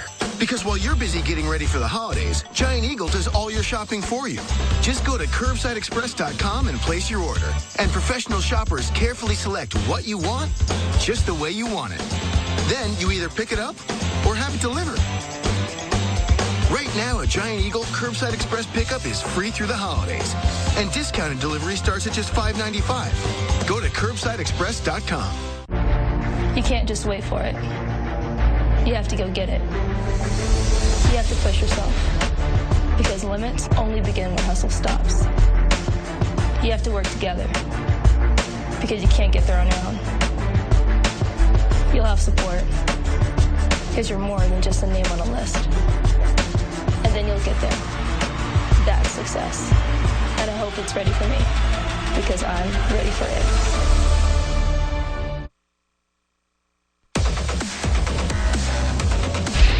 Welcome back to the First National Bank Championship Halftime Show. We are live from Heinz Field here on Pittsburgh CW. Halftime between Pine-Richland and Seneca Valley in the 6A WPIAL Championship game. As you can see, the Rams hold the lead over the Raiders 7-0. Welcome back into the broadcast booth, joined by Matt Fargo. I'm Josh Taylor. Matt, we talked about this game, the history between these two teams, their previous meeting in the regular season. If there's one thing that we know, when you have familiarity with an opponent, they're going to game plan a little bit differently, and that game might be played a little bit more tightly, and that's what we're seeing tonight. Yeah, I think one of the things that stands out to me just looking at the stats was Pine-Richland wasn't able to pass very successfully the last time these two teams met. In fact, they had 23 passing yards the entire game. They have one pass play that went for 29 yards, just shy of 100 yards on the game. So obviously that side of things a little bit different the second time around. Both teams have had problems moving the ball, kind of a defensive struggle here. We've seen some hard hits from the opposing defenses as well. We'll take a look at it here with the highlights. And starting out in this game, Matt mentioned Pine-Richland's offense not really getting off too much of a start. Meanwhile, Seneca Valley started making some plays early. Big third down conversion there by Jake Stebbers.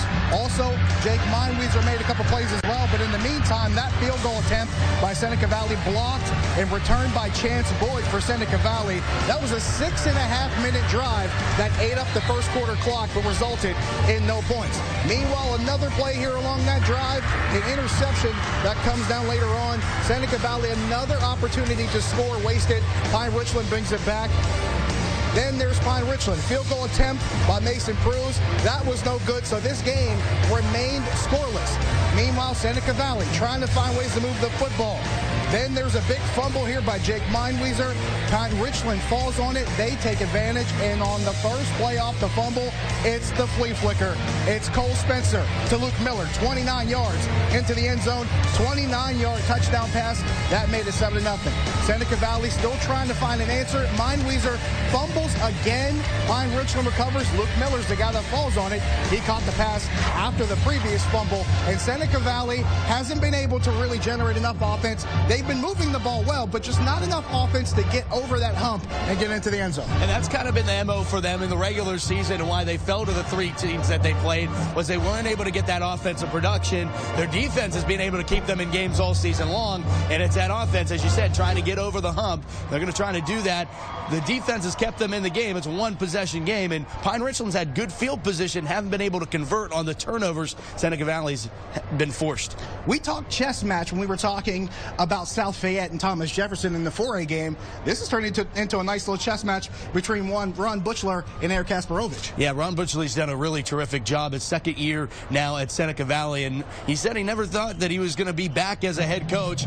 Something he did last week that was kind of interesting after the win against North Allegheny, he called all 5 of his offensive linemen. That's not very normal for a coach to do, but after watching the tape on what he did in the trenches, what his offensive line did in the trenches, he called all 5 of them and said, I just want to let you know that we're counting on you in this game. And boy, third and fourth quarter where championships are won, it will be one of the trenches. We're seeing some great athletes. Andrew Kostofik on the other side for Pine-Richland, the kid headed to Notre Dame. He's actually graduating early from Pine-Richland, going to head up there a little bit early. It's fun to watch inside the trenches just as it is on the outside here tonight.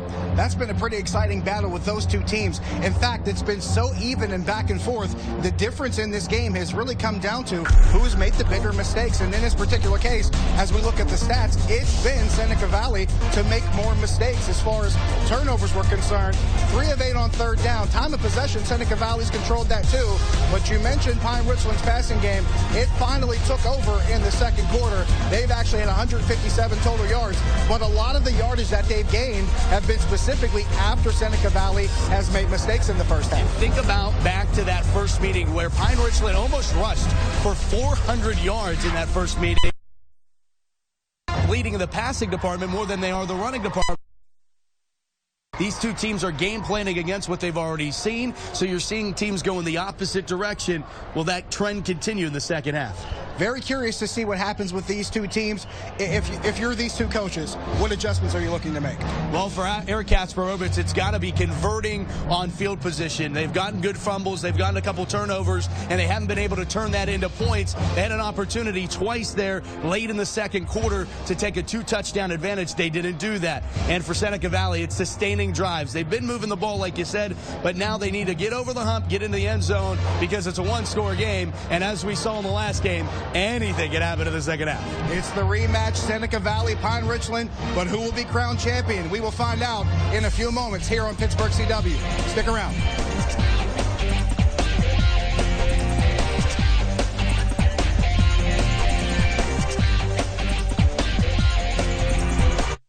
Let's get started.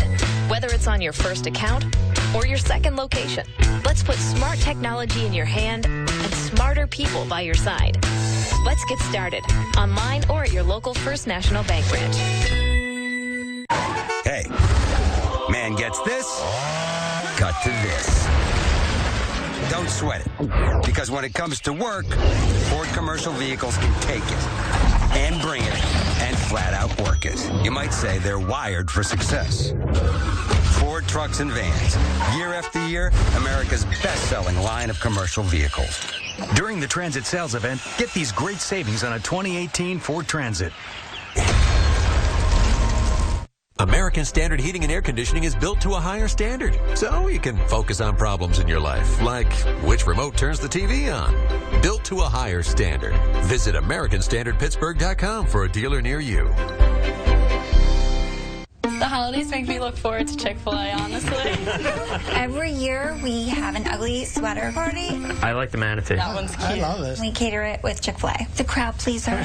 Scott's always so helpful. All the food's coming out as quickly as we can. Since she usually has a small child with her, we want to make sure we help them to their car. It takes the stress out of the holidays. We're going to help no matter what. Scott, here's a present. My own ugly sweater. Dino! You win the prize, yeah.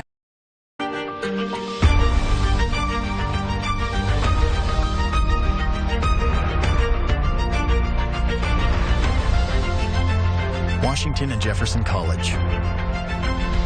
Are you ready? Let's make it easier for you to manage your money. Or send it to people you know with Zelle. Let's give you an on-off switch for your debit card and live support at your ATM. Let's get started online or at your local First National Bank branch.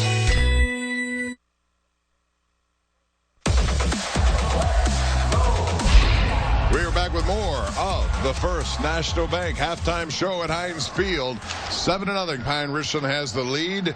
Only 2 quarters stand between them and another championship for Eric Kasparovich. This has been a tightly contested game. Bob Pompiani, Doran Dickerson here. What are your expectations of the second half? Can Seneca Valley do anything to open things up from an offensive standpoint? I think they need to throw the ball down the field. They were hitting on a couple crossing routes throughout the first half. So this half, you need to really grab some momentum, hit on the routes, make sure you're throwing the ball down the field. No more mistakes, no more turnovers. Be disciplined. Although they did, stiffen after those turnovers. The one, however, right off the bat, there was a fumble that Pine-Richland recovered to turn into the only score of the day, and it was a flea flicker, and it was beautifully done as Pine-Richland returns to the field, and it was 29 yards. Luke Miller, got some separation in the secondary, and Cole Spencer put it right there. It went to Luke Meckler up the middle. He turned around, created that flea flicker opportunity, and it worked against Seneca's defense, which has been stingy. That's the only points of this game, 7-0, and that's where we stand right now. And, field position always is a big, important part of this game. And to start the second half, we always look at the first drive of the second half, how important it is for both teams. It's huge. It's important for both teams. And we talk about the word momentum all the time in sports and in football. This is huge for both teams. Second half, last half for the seniors, you got to give it your all and get in the right field position and execute. So we have a low-scoring game. We expected that a little bit. And there is Cole Spencer. He threw the touchdown pass, only a sophomore. Now, he's made a couple of sophomore mistakes, but he's a young kid, and he seems to have the poise to handle that position. It's not an easy position, especially in this offense with this program, because they have a lot of talent in that program, but he's acquitted himself very well, as has Gabe Lawson, the quarterback for Seneca Valley. Ron Bushley will be joining us shortly. We'll talk about what they need to do and hear about his halftime adjustments, what he thought his team did in the first half, and what they need to do in the second half. But Seneca, they had an opportunity, had a field goal blocked by King, who's been just about everywhere. He and Sir Manera, both of those guys, as Seneca Valley comes back to the field. Those guys have been very active in the linebacking game, making it tough up the middle to run against that team. And so Pine-Richland has stacked it up. We'll see if they can do anything in the passing game to try to offset that. Yeah, we talk about those linebackers. I love their instincts, their toughness. You could tell they're the leaders of the defense. Seneca Valley, they're running different formations, but running the same plays. So I think they're going to try to confuse Pine-Richland's defense coming here in the second half. Maybe take some shots down the field. You got to get some points on the board. You really do. Well, the run game has been shut down for Seneca Valley for the most part. Jake Meinwieser, 12 carries for 45 yards. Long was 12, so he's averaging 3 a pop. They need to get more if the passing game is to open up. And so far, Lawson in the passing game is just 3 of 10 for 23 yards. Stebbins with 1 reception, Meinwieser with 1, and Luke Smith with 1. So they're going to need to open things up against a very stingy Pine-Richland defense, which is a good team when they play with the lead. In case you missed it earlier, we had 3 championships already crowned. We started early this morning at 11 a.m. Our Lady of the Sacred Heart. They won And then it was Aliquippa. They took home the 3A championship. In the 4A, what a game it was. South Fayette goes on in the last play of the game, an interception that sealed the deal for their defense as they beat Thomas Jefferson. As you heard Tim say, Doran, Chirpak said if they had scored there, they were going to go for 2 and try to win the game right then and there. Don't even mess with overtime. Yeah, didn't even want to mess with overtime. I mean, Chirpak, that's the type of guy he is. He was going to go for it. All right, Coach Bushley has joined us now. Coach, your team at halftime now. Pretty stingy defensively. One play got you right after a turnover. A well-executed flea flick or something. They went into their bag of tricks.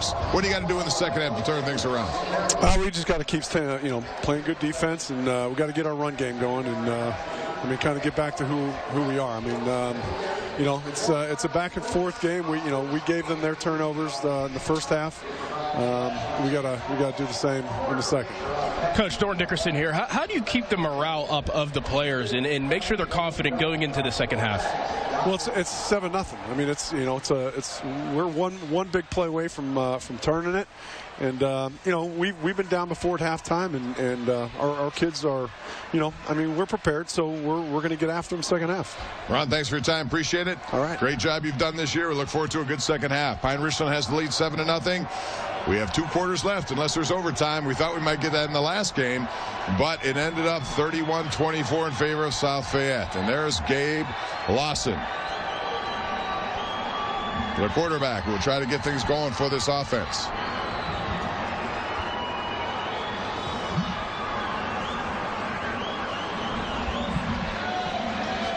And Cole Spencer, the sophomore, with the only touchdown pass of this game. And it was a well-diagrammed, well-executed play. And you see some of the passion right there. Knowing what's on the line. 1 half of football left. The message being delivered. I talked about earlier, the summer conditionings, the spring ball, all the stuff that you do before the season, even the exhibition games, the little things you do. This is what it comes down to. The second half, you got to give it all you got because you don't want to go home and you want to win a championship here at Hines. All right, see the passion of Sage Lay over there. He was getting his team ready to go, and he's made some big plays here. He had a big sack early in that game. He came unblocked off the edge to get to Cole Spencer. One of the negative plays that Seneca Valley had in that first half. You see the young quarterback, Spencer, only a sophomore. He looks younger than that, Doran. He's a young-looking kid, but like I said, he handles it well. He's a multi-talented kid, can run the ball. He's had a lot of success in the running game. He also can pass the ball, as we saw with that 29-yard strike right on the money to Luke Miller. We're both impressed by his poise. His poise in the pocket, his poise as a young player. His poise, going out there and seeing that logo in the middle of the field, that has to be a little nerve-wracking. Looking around, seeing where you're at, seeing who plays here. The poise of this young player is unbelievable, and we're going to see it the second half, and he's probably going to try to lead his team to a victory today. And the turf here at Hines Field will be replaced, as it always is, after these 4 championship games. Jimmy Sacco and his team do a wonderful job here. It always looks great late in the season. And for 4 games today, looks pretty good as well, as we're ready to go with the second half. Kickoff. Pine-Richland has it, and we're going to get a return here at the 10-yard line. It's Meckler trying to find more running room to the outside. It closes quickly, and he's brought down at about the 24-yard line. So, Luke Meckler with the return. Pine-Richland has a chance to make a statement here. So does Seneca Valley defensively. We'll see what they can do. Trailing 7-0 as the Rams have that lead, trying to finish what would be another outstanding season and back-to-back championships. Thomas Jefferson was denied in their quest to make it 4 in a row by a very, very talented South Fayette team. 21 third-quarter points was the difference in that game, as TJ led by 11 at halftime. They saw it evaporate in that third quarter. And right up the middle. And running with the football right there is Anthony Sermonera. He's a big load at 210 pounds. We see in that linebacker. Stebbins also a big guy, so those 2 guys came together. 2nd and 1 after the gain of 9 yards, and the snap is low. Spencer recovers, lay on top of him, and that's going to go for a loss there. Yeah, you got to find something. You got to figure out how you're going to make this a momentum switch for this game. So having a play like that, backing them up a little bit, is good for the Seneca Valley defense. Seneca's finding a way to get him free to the ball. He's not picked up over there by Pine-Richland, and he had one of those plays earlier in the first half where he came in uncontested and resulted in a 10-yard sack. Here comes pressure again, this time up the middle, and it forces Spencer to move, and he flings it along, a la Ben Roethlisberger. Sermonera, look at him go, the big boy, putting his head down, getting across the 40 to the 41-yard line. That's a great bit of ad-libbing, a gain of 14 yards, and a heads-up play by Cole Spencer. Way to improvise and just be an athlete here. That's a big play, and throwing it to your guy, the heart and soul, as we say, of the offense and defense, the toughest guy on the team. Getting the first down. Gotta love Sermonera. He does it on defense. Now he's in that game. Kind of a fresh look on offense. And look at Spencer. Quick burst up the middle following his offensive line, opening up holes. Mike Dorundo, Michael Kadick up the middle. And that was a nice gain as well. Pine-Richland looking to get some movement here, going a little more faster pace of offense, trying to catch Seneca Valley off guard on defense. Spencer again, this time a little bit off right tackle there. It's a shorter gain, but it gets first down yardage, and it moves the chains. So now they're into Seneca Valley territory, number 5 over there. Josh McLean made the play defensively for the Raiders.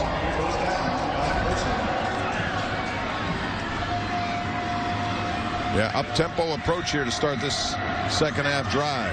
Number 2, Meckler has it. He gets to the outside, keeps on going. First down yardage or more. He broke 2 tackles there. Evan Smith eventually took him out of bounds, but a nice run by number 2, Luke Meckler, the junior. You saw the little burst that he can give you to the outside. Yeah, you talked about him being a track star and how fast he is, but he lowered that shoulder there, showed he's a tough runner. He could do it all in the backfield. Gain of 12 that time.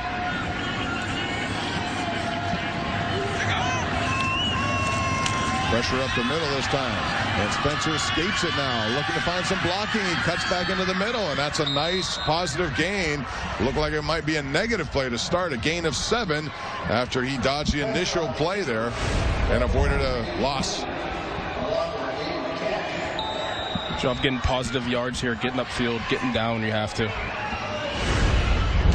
Once again, not much time being used. Here's Meckler, and they're wearing down Seneca's stingy defenses. They get to the outside, another first down, and a gain of 10 more yards for the junior running back, Luke Meckler. A big offensive line paving the way, and they got some big guys there. Kristofik, 275. Kadick, 270. Dorundo, 257. Brian Bales, 300 pounds. And Brian Bale's an interesting story, too. The left tackle over there. He's a kid involved in school plays, the choir. He's a guy who likes some of the center of attention out there, but he plays an unglamorous position in the offensive line. But he doesn't mind because he's a big guy who opens up holes. It's all-around kid there, you know, getting a little bit of different cultures there. I love it. I love expanding your repertoire. 2nd and 6. Now we have an injury there. Seneca's David Takich being helped off the field. He looks like he's okay.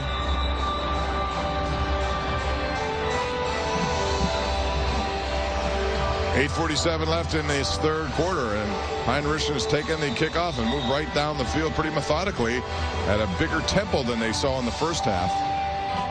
So Ron Bushley and his team need to come up with something to stop this and prevent some more points. They're down 7-0.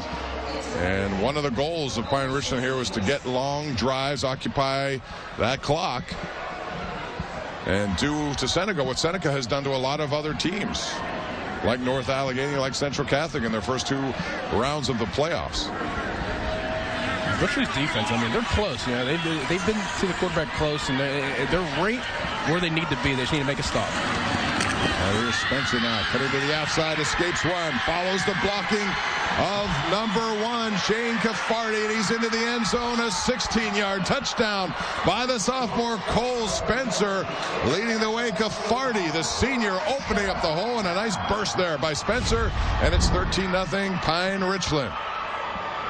Direct snap. I mean, little stiff arm, getting outside. Nice block by the receiver here, diving in the end zone. Know what's at stake here. Diving in the end zone, giving your all touchdown. The first surge came from the offensive line. Caffardi then never stopped as the wide receiver. Just a little bit of a block there gave Cole Spencer the opportunity. He needed a 16-yard touchdown, and the Rams have jumped out to a 13, now 14-point advantage. And Seneca Valley has its work cut out for them right now. Cole Spencer, very poised for his sophomore, shows what he can do on the football field on that drive. Seneca now down 2 scores. Teal College, an energetic place focused on your academic and personal success, where so much is so close. Teal College is now enrolling for its new environmental safety, exercise science, health systems, and sports management programs. Learn more at teal.edu. This time of year, and this year in particular, Bud Bear Subaru and Sendell Subaru want the focus to be on kindness and unity. That means no contest between us during the Subaru Share the Love event. Just come into Washington or Greensburg and buy or lease a new Subaru, and Subaru will donate $250 to our local charities or national charities. Join us in making this year memorable. Thank you. Want to sell your home in just 3 easy steps? I'm Ryan Shalaba with the Home Buyers of Pittsburgh. Call us. After a 20-minute home tour, we'll make you an offer within 24 hours. Home Buyers of Pittsburgh, 412-386-0096. At Thermo Twin Windows, customer satisfaction is a beautiful thing. From concept to creation to delivery, every Thermo Twin window is handcrafted by a team of dedicated employee owners. Our customers know Thermo Twin Windows is more than just a company. It's a family that has been serving the Pittsburgh area for 46 years. Right now, get up to 40% off windows with no interest financing during the winter installation special. Thermo Twin Windows, employee owned, Pittsburgh made. We are back at Heinz Field, the bright lights, the big stage. We want to remind you about a CW program called All-American, inspired by the life of NFL player Spencer Pasinger, when a rising high school football player from South L.A. is recruited to play for Beverly Hills High. The wins, the losses, the struggles of 2 families from different worlds, Compton and Beverly Hills. They collide. Dream big, stay real. All-American, Wednesdays at 9 on Pittsburgh's CW. What an impressive drive to start the second half. They're always big. That was impressive for sure. And it was a long one, too. 10 plays, 76 yards. And it took 3 minutes and 22 seconds. And the big thing is it resulted in 7 points, not 3.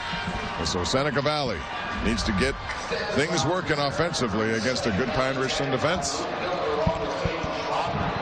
For Seneca Valley right here, you need to get some chunk plays. You need to move the ball down the field. You got to get some momentum rolling. I know I keep using the word momentum, but it's huge in a game like this. At this point of the game, got to grab some momentum down the field. Get a chunk play. So Gabe Lawson back in at quarterback. Jake Meinweiser has been their primary ball handler, although it's been kind of slim pickings for the run game in general. Not many areas to run, and here's another well-diagnosed play here.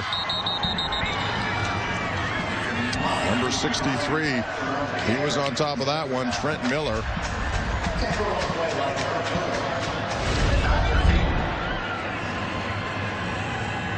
This defense just swarms to the ball. Yeah, nowhere to go at all.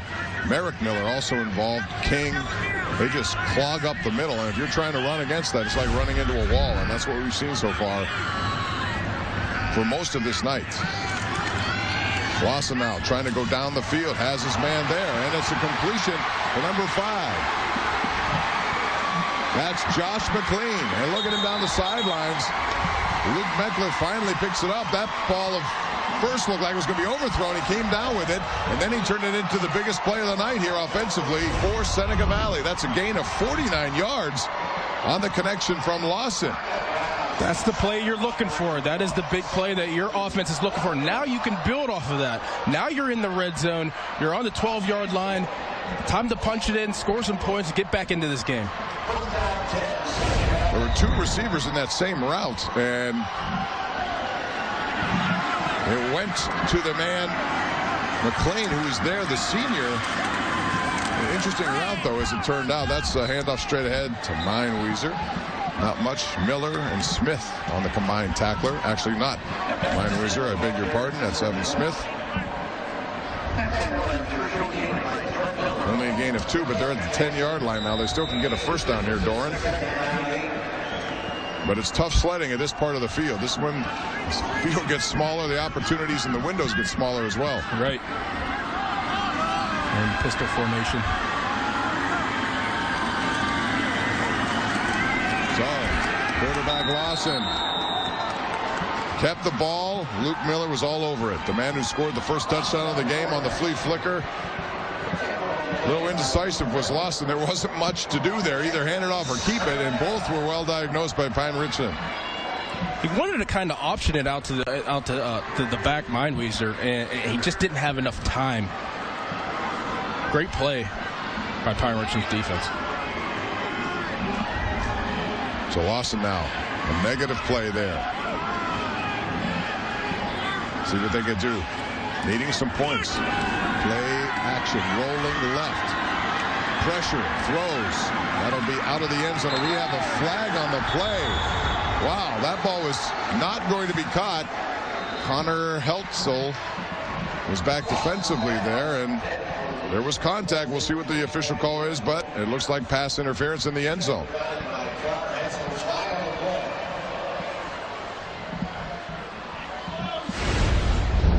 That was a tough throw. Rolling against the grain, he had to stop. And I thought he was just throwing it out of the end zone, but... Holding.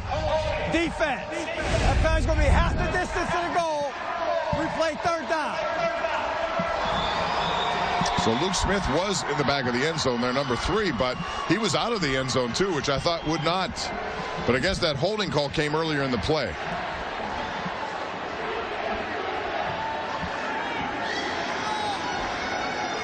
You see the Seneca Valley crowd now coming to its feet. Sensing an opportunity to get back in this game now. Although on a play like that, you heard Charlie Batch earlier, he talked about being an automatic first down is where you see a lot of times it doesn't happen in this situation. Just half the distance, and it's still third down.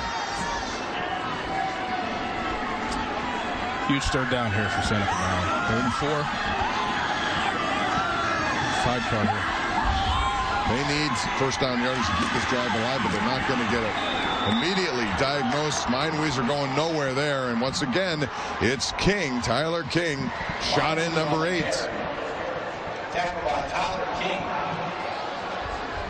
Tell you what, it is tough against that Pine-Richland front 7, man. They make it difficult to get any kind of openings. And Seneca Valley has a good offensive line that is capable of opening up some holes. They're just not going to be there on a consistent basis. And Meinweiser looks to be shaken up a bit. We have another player down as well. Pine-Richland's defense is fast, too. I mean, they get to the ball. Package was hurt before is being helped off again. We'll take a break. 14-0. Another big play coming up. Let's get started. Whether it's on your first account or your second location, let's put smart technology in your hand and smarter people by your side. Let's get started online or at your local First National Bank branch. A college basketball tradition continues Friday, November 30th when the Pitt Panthers take on the Duquesne Dukes at PPG Paints Arena in the City Game, presented by GNC. Local bragging rights are on the line in this annual College Hoops Showdown. Tip-off is 7 o'clock p.m. Get your tickets at the box office through Ticketmaster or charge by phone at 1-800-745-3000. It's Pitt versus Duquesne in the City Game, presented by GNC. November 30th at PPG Paints Arena. Tickets are on sale now.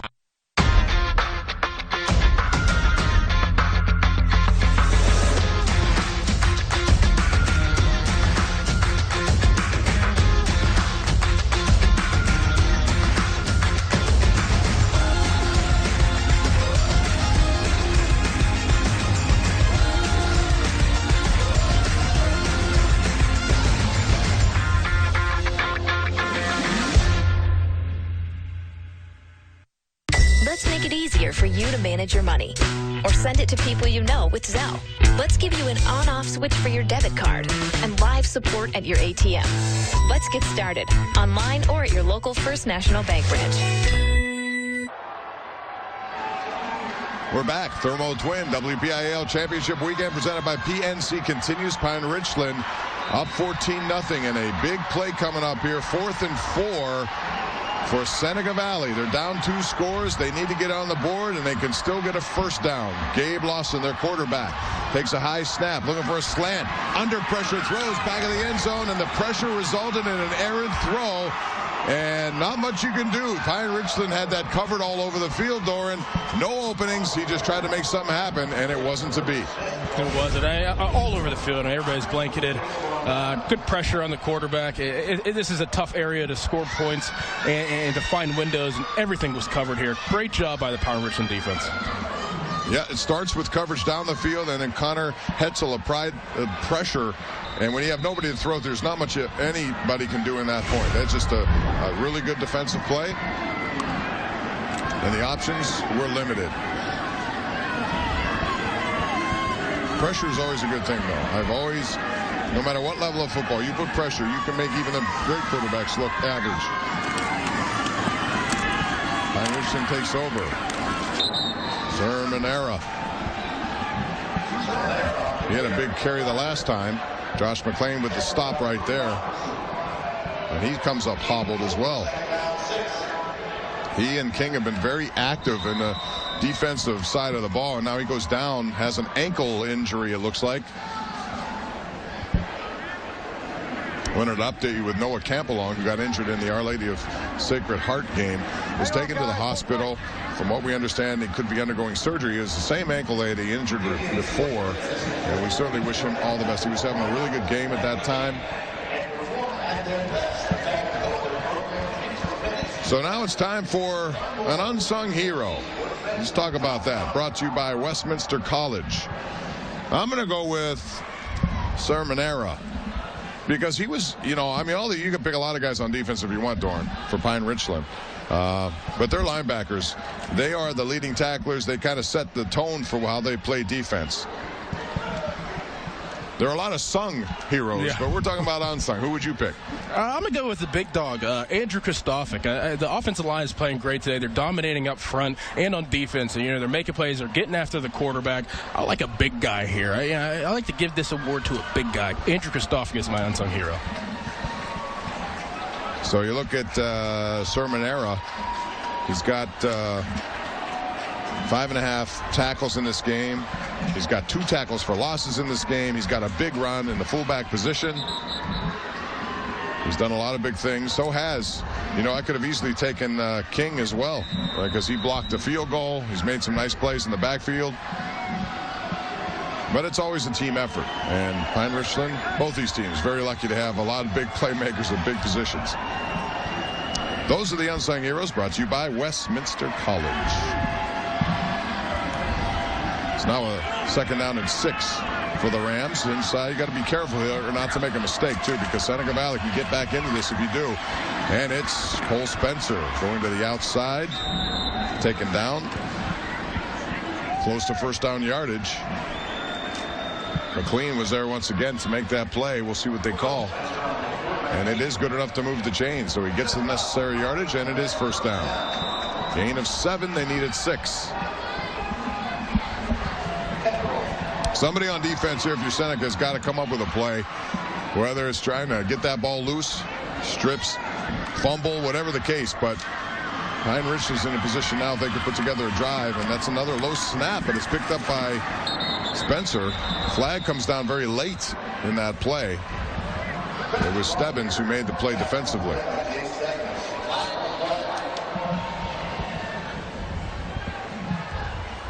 Holding. Offense. We're going to go half the distance and spot a foul. Replay first. So those are never a good thing if you're trying to keep a drive going, especially deep in your own territory. This is where you have to capitalize on defense if you're Seneca Valley. I mean, a penalty backing them up. You got to capitalize here. You got to throw a blitz in there, maybe a little stunt to get to the quarterback. Stop him here, and you can grab some momentum moving forward. Ron Butchley's done a wonderful job here, taking over Dave Vestal, the longtime Hopewell coach. He resigned in 2017, and Butchley was on the staff, and Didn't think he'd get back into the head coaching game, but he did, and took advantage of his opportunity. Has made the most of it here. Nice play by Stebbins against defensively on Luke Meckler. Nice short tackle there by Stebbins coming downhill. Limited to 3 yards. Sets up 2nd and 15. Down in distance in the favor of Seneca Valley now. And now Spencer moving backwards. Dangerous throw along the sidelines. It was well covered there by Ryan Christoback. And we had a flag thrown down.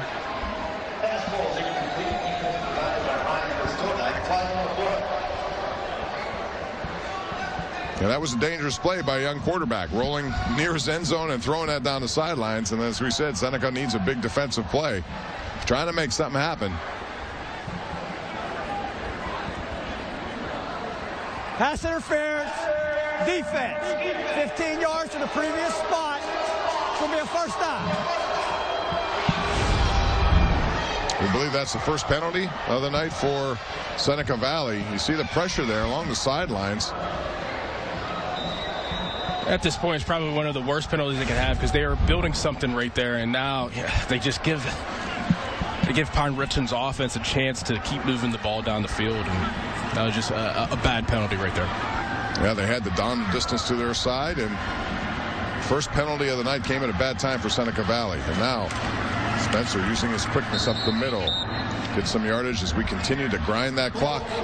If you're Pine-Richland, that's a good thing. Seneca, not so much. 3 minutes, 50 seconds left. Drew Robertson was there defensively to make the play on Cole Spencer, who's been very good operating this offense tonight.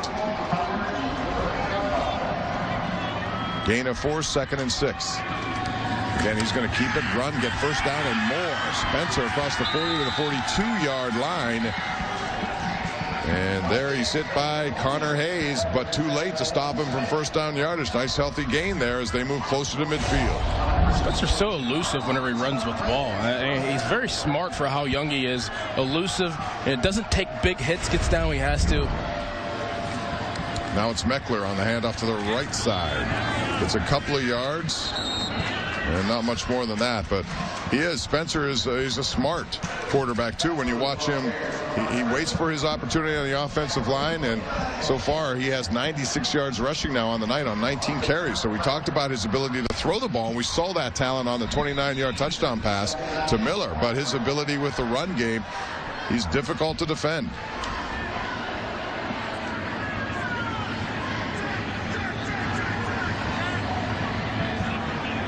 Now they get the call in from the sideline. Again, a lot of hand signals going on. Handoff up the middle. And once again, Meckler making people miss. Gets to the outside. Look at Meckler go. He's on his way. Number 2 being pursued from behind. And he is finally caught there by Brennan Hayes. But what a run by Luke Meckler. That's 51 yards. He broke several tackles before he was knocked down. Look at this here. Weaving in and out of the defense. Breaking a tackle here. Another tackle. Get off me. Sidestep. Cutting back. I'm going to turn on the afterburners. Oh, what a run by Luke Meckler. Luke Meckler is the track star. 300 hurdles. Came in, I think, 2nd in the state.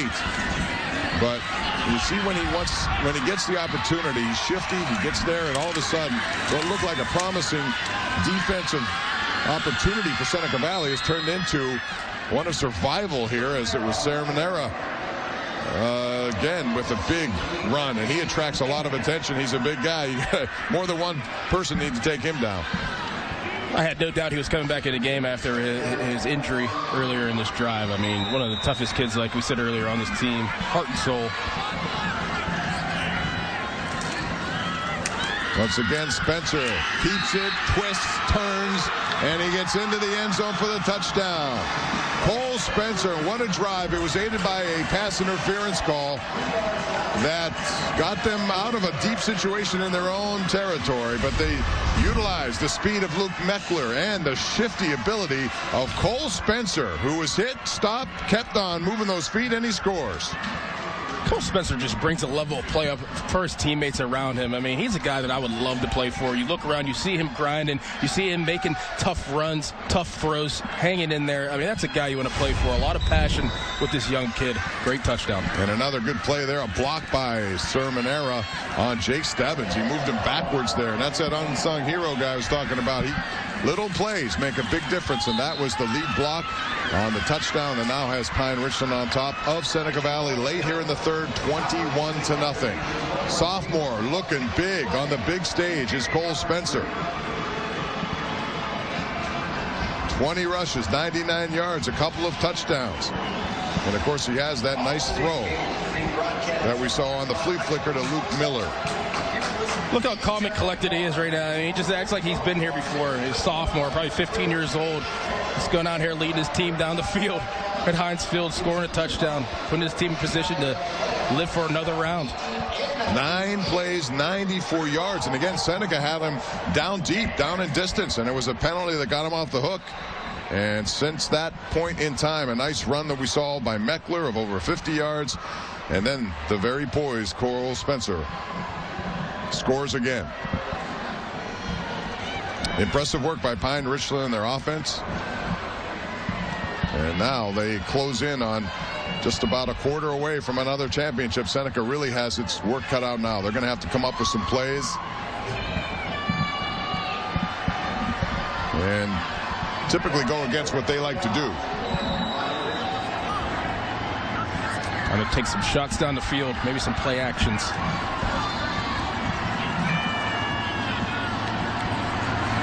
All right, here's the kick. And it's a good one. Taken at the 7-yard line. And it's Meinwieser trying to get himself to the outside. Attracts a lot of attention. And he gets to about the 26-yard line, and that is where Seneca Valley will go to work. I always tell if a good coach football team plays well on special teams, and that's what Pine-Richland's doing. We saw a block kick earlier. Look at the pursuit angles on this kickoff and on each and every one of the kickoffs. So you can tell they're coached well on special teams. All-around great team is always good on special teams. Eric Kasparovich has really taken this program to another level here. He's had some good players, no doubt, but he's also worked them into where they are. He's a great communicator. Actually, a very good inspirational speaker. If you've ever heard him out, I've heard some of his speeches. He can get you going, and he does that. And there's a snap that it kind of rolls back to the quarterback flag, and we have a false start, it looks like, against Seneca. Snap infraction. Offense. 5 yard. Still first down.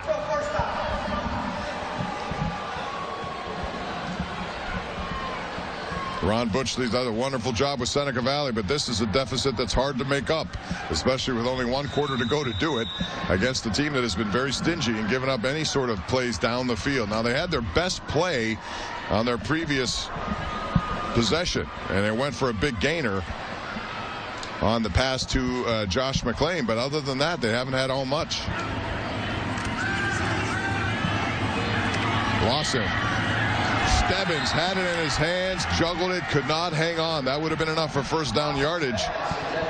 And Stebbins looks to have hurt his left ankle or Achilles area, stretching out that foot right now. Yeah, simple crossing route. Just took his eye off it a little bit. I wish he could have that one back.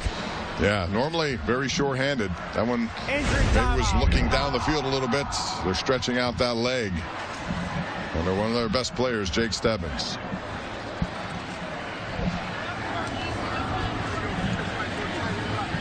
He's getting up now, which is a good sign. Looks to be okay, walking off under his own power. 25 catches on the year. He's a guy they use in that tight end position. But so far, the run game, as I said, has been pretty much shut down here by Pine-Richland. And when that happens, then Seneca Valley kind of goes out of their comfort zone, and it makes it difficult for them to do what they got to do. Yeah, you got to start throwing the ball down the field, letting some of your receivers run underneath some passes, make some plays. You know, like you said, that's tough to do whenever that isn't your game. But you know what? These kids are going to dig deep, and they know it's at stake right now. This is the fourth of 4 championship games we've had. Our Lady of the Sacred Heart, congratulations, first championship. They're celebrating that one in Coraopolis, and then Aliquippa. They're used to it. It's their 17th. Amazing stat that they've been there 11 straight years just to get there. And then in the last game, which was the most exciting one of the day so far, went right down to the end. Trimber with a big interception at the goal line. Bill Churpak would have gone for 2 had they made that and try to go for the win. Final was 31-24 South Fayette. With 21 third-quarter points, and special teams played a big part of that. They had a big return to start the second half, and they also had a blocked punt, which led the way to points as well. So big plays like that in a big game normally make the difference. And right now, Seneca needs a big play. Gabe Lawson with 5 wide now. Throws. That one should have been intercepted. 2 players were there. Luke Miller was one of them, and Dylan Stetson also in the vicinity. Not sure who touched it, but it was a risky pass, and it could have been intercepted. He had the motion man, too, in the flat, coming across the formation. It probably just really locked in on one of the receivers going across the formation on the other side, and got away with one right there. But again, it's pressure that made the difference. They were bearing down on Lawson, and he had to do something with it. And it normally leads to an inaccurate throw. Luke Meckler back deep to receive this punt by Seneca Valley. And it's Gabe Lawson, the quarterback, who's also their punter. Angles this one.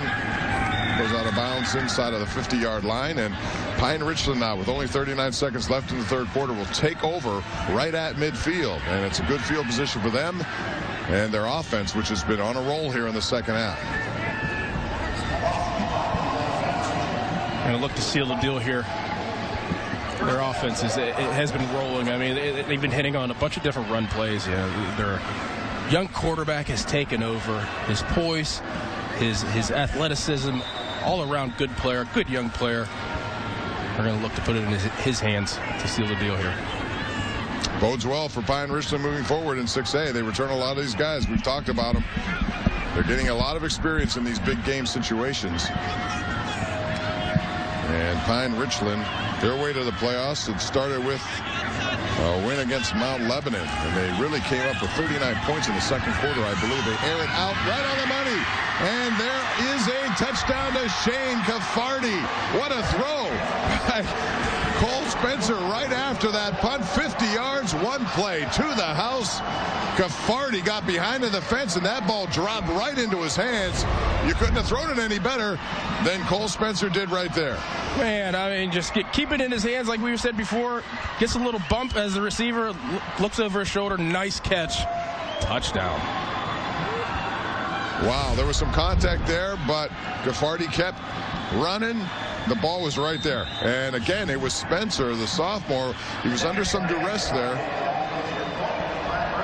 That's the second 1-play touchdown drive that they've had in this game. Remember the other one?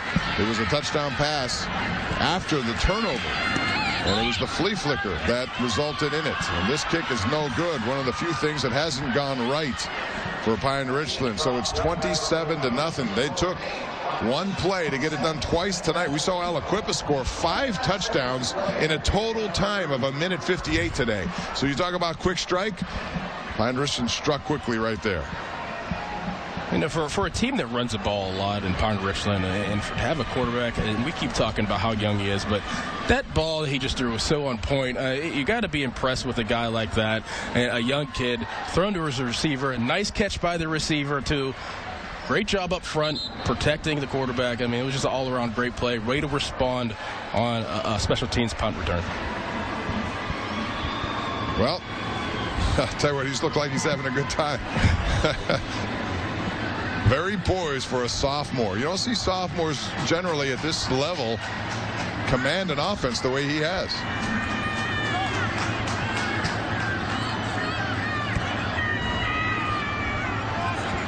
I said earlier, big shoes to fill. I mean, look who they had last year. Phil Dracovic, who's at Notre Dame. They've had Ben DiNucci. A lot of great quarterbacks have come out of Pine-Richland.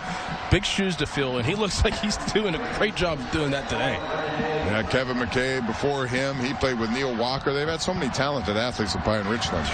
And this kid, you know, it's funny because I talked to Eric this week at a coach's corner luncheon we did, and he said, you know, it's difficult to replace a quarterback like Dracovic. A nice tackle there in the open field by Pine-Richland special teams and Josh Reckenberg. But they had a conversation, and he said, I just want you to be Cole Spencer. I don't want you to try to replace anyone. You have to be you, and it's taking some time. You got to go through some of the ups and downs that come with that. There are mistakes along the way, but Kasparovich is good with handling these young guys. And it shows his development throughout the course of this season. And again, teams in 6A are going to have to deal with him for the next 2 years. Kasparovich has been around big-time players in LeVar Arrington, played high-level football, so he knows what it takes for a young kid to keep his mind right and keep him poised, as we see from Cole Spencer. Dave Lawson now looking to make something happen in the passing game, throws it, deflected, incomplete, and the receiver over there, Josh McLean, wanted some contact and a flag. He's not getting it.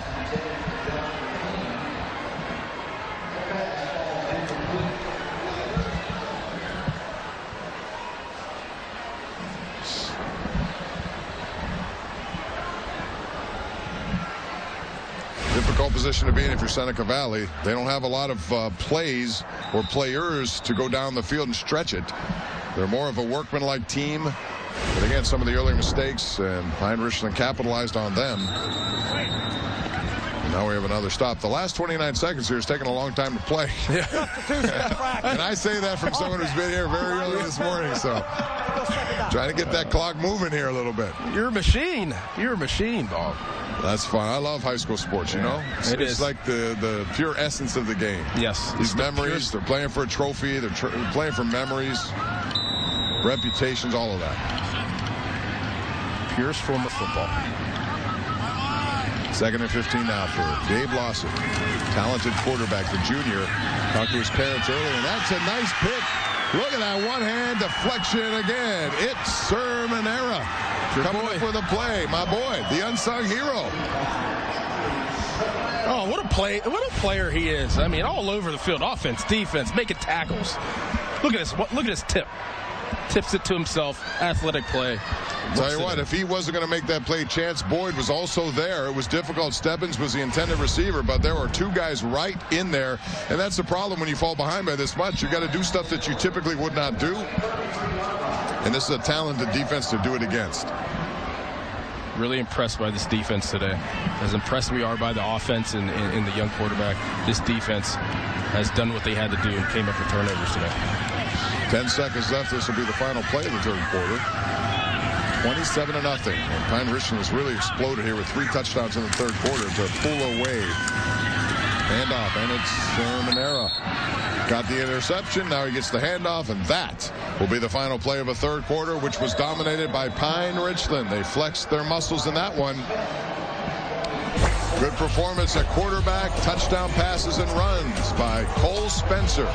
Opens it up, 27-0 Rams after 3. In a world in need of healthcare professionals, CCAC prepares you for a career that makes a difference. Pursue one of more than 30 health career programs at a cost that you can afford. Answer the call at ccac.edu. Black Friday savings are going on now at Bridgeville Appliance and Dormont Appliance. Save up to 40% on select GE appliances. Get a GE stainless steel range and microwave package starting at just $578. Save over $1,000 instantly on select GE French door refrigerators. Get the smartest features, time-saving technology, plus interest-free financing and expert installation. It's Black Friday savings now at Bridgeville Appliance and Dormont Appliance.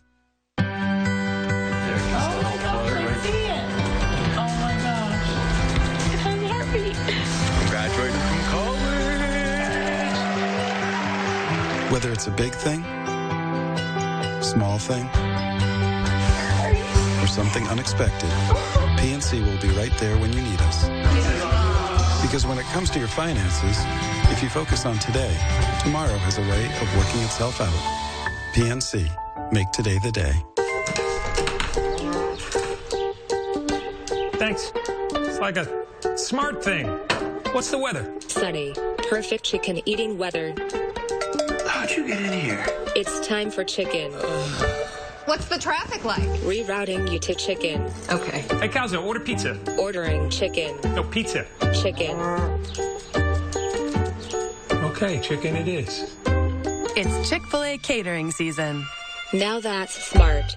Pittsburgh has been built and rebuilt, and now it's time to build again. CCAC offers training in more than 30 skilled, in-demand careers. Are you ready to build your career? ccac.edu/success. We continue with our coverage of the Thermo Twin Windows Championship presented by PNC. What a day it's been. 3 champions in the book. We're about to crown another unless Seneca Valley can turn this around in a very quick way. Down 4 scores. 2nd and 3. It starts with making a play here.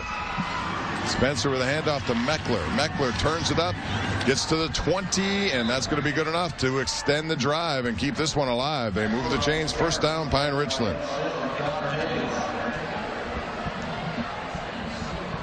First down, Pine-Richland at the Seneca Valley 20-yard line.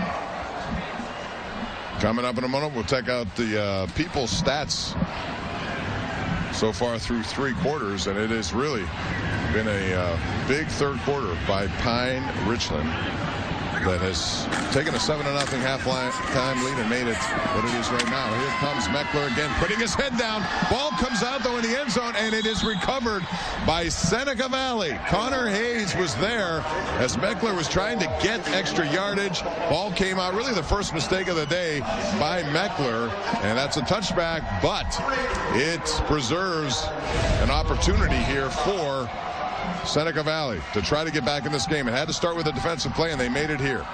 This could be what they need to get back in this game. Now you got to put a drive together. You got to put a series together on offense. You said earlier, Bob, that they're going to be uncomfortable doing some things that they never do. It's time to step up. It's time to start taking some shots down the field and get back into this game. They were knocking on the door there. A good play, too, to rip that ball out by Josh McLean. He's been a very active player for Seneca Valley. Very good player. Sermonera now. Resets himself into the... I'm sorry. It's mine, Weezer. I got Sermonera on my mind now because he's making every play. He's my unsung hero. Now it's time to check out the People's Gas stats. And you see what happened there in that third quarter. Pine-Richland had their way in the first half, but Seneca Valley escaped with some good defensive plays when they needed it most. But overall, 351 to 126. That's domination by Pine-Richland, and they do lead 27-0. Brought to you by People's Gas, making your life better.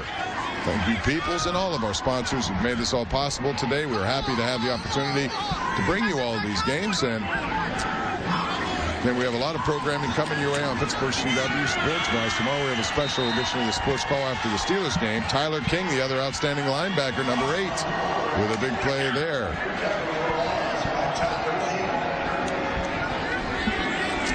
Tomorrow the post-game show will be all day on KDKA, but that show normally airs on CW, so we'll take your calls, an opportunity for you to call us after the game. Chris Hoke always looks forward to doing that.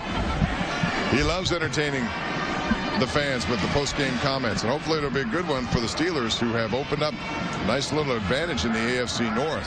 They're the number 2 seed currently, and they have an opportunity to get a first-round bye, which is something very useful later in the season. Lawson now has his man Stebbins, holds on to this one. He gets some extra yards before defense comes over there by Luke Miller, number 7, but a nice route by Jake Stebbins, and Lawson put it right on the money. Another crossing route. They've been doing this all game. Way to respond if you're Jake Stebbins from that drop earlier. Getting upfield, putting his team in position to keep this drive going. So they get out to the 43-yard line. After the touchback, the forced fumble into the end zone by Meckler, just as he was about to score. Or otherwise, this could have been a 34-0 game. As it is 27, still a big deficit Lawson, again, well covered. Down the field, looking down, there not many open. And now Meinweiser does break free. It took some time. Meinweiser to the 30, the 20. Meinweiser being pursued and finally dragged down there by Connor Hetzel. But a nice bit of ad-libbing after the catch. And I'll tell you, Lawson made that play.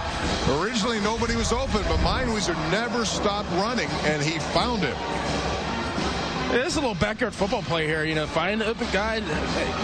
Meinweiser keeps running. Good vision, cutting across the field. It's a nice play for Seneca Valley. That's what happens when your quarterback doesn't just throw into coverage, and he didn't that time. He waited, guys kept working. All of a sudden, he spotted the open receiver. It was actually well defensed by Pine-Richland. It was. And then it broke down, as a play normally does if it takes longer than that. Here's Lawson with time this time. Throws, and that'll go out of the end zone incomplete. There you go, smart play. Smart play by Gabe Lawson. He, too, will be back next year, only a junior. So they return a lot of guys. We talked about what Pine-Richland has coming back. You look at their offensive line, they have a couple of juniors there. Evan Smith's a junior. You have Gabe Lawson, their quarterback, coming back. Seneca will also be a problem for a lot of teams next year. We'll see a rematch next year. Little Rocky 2.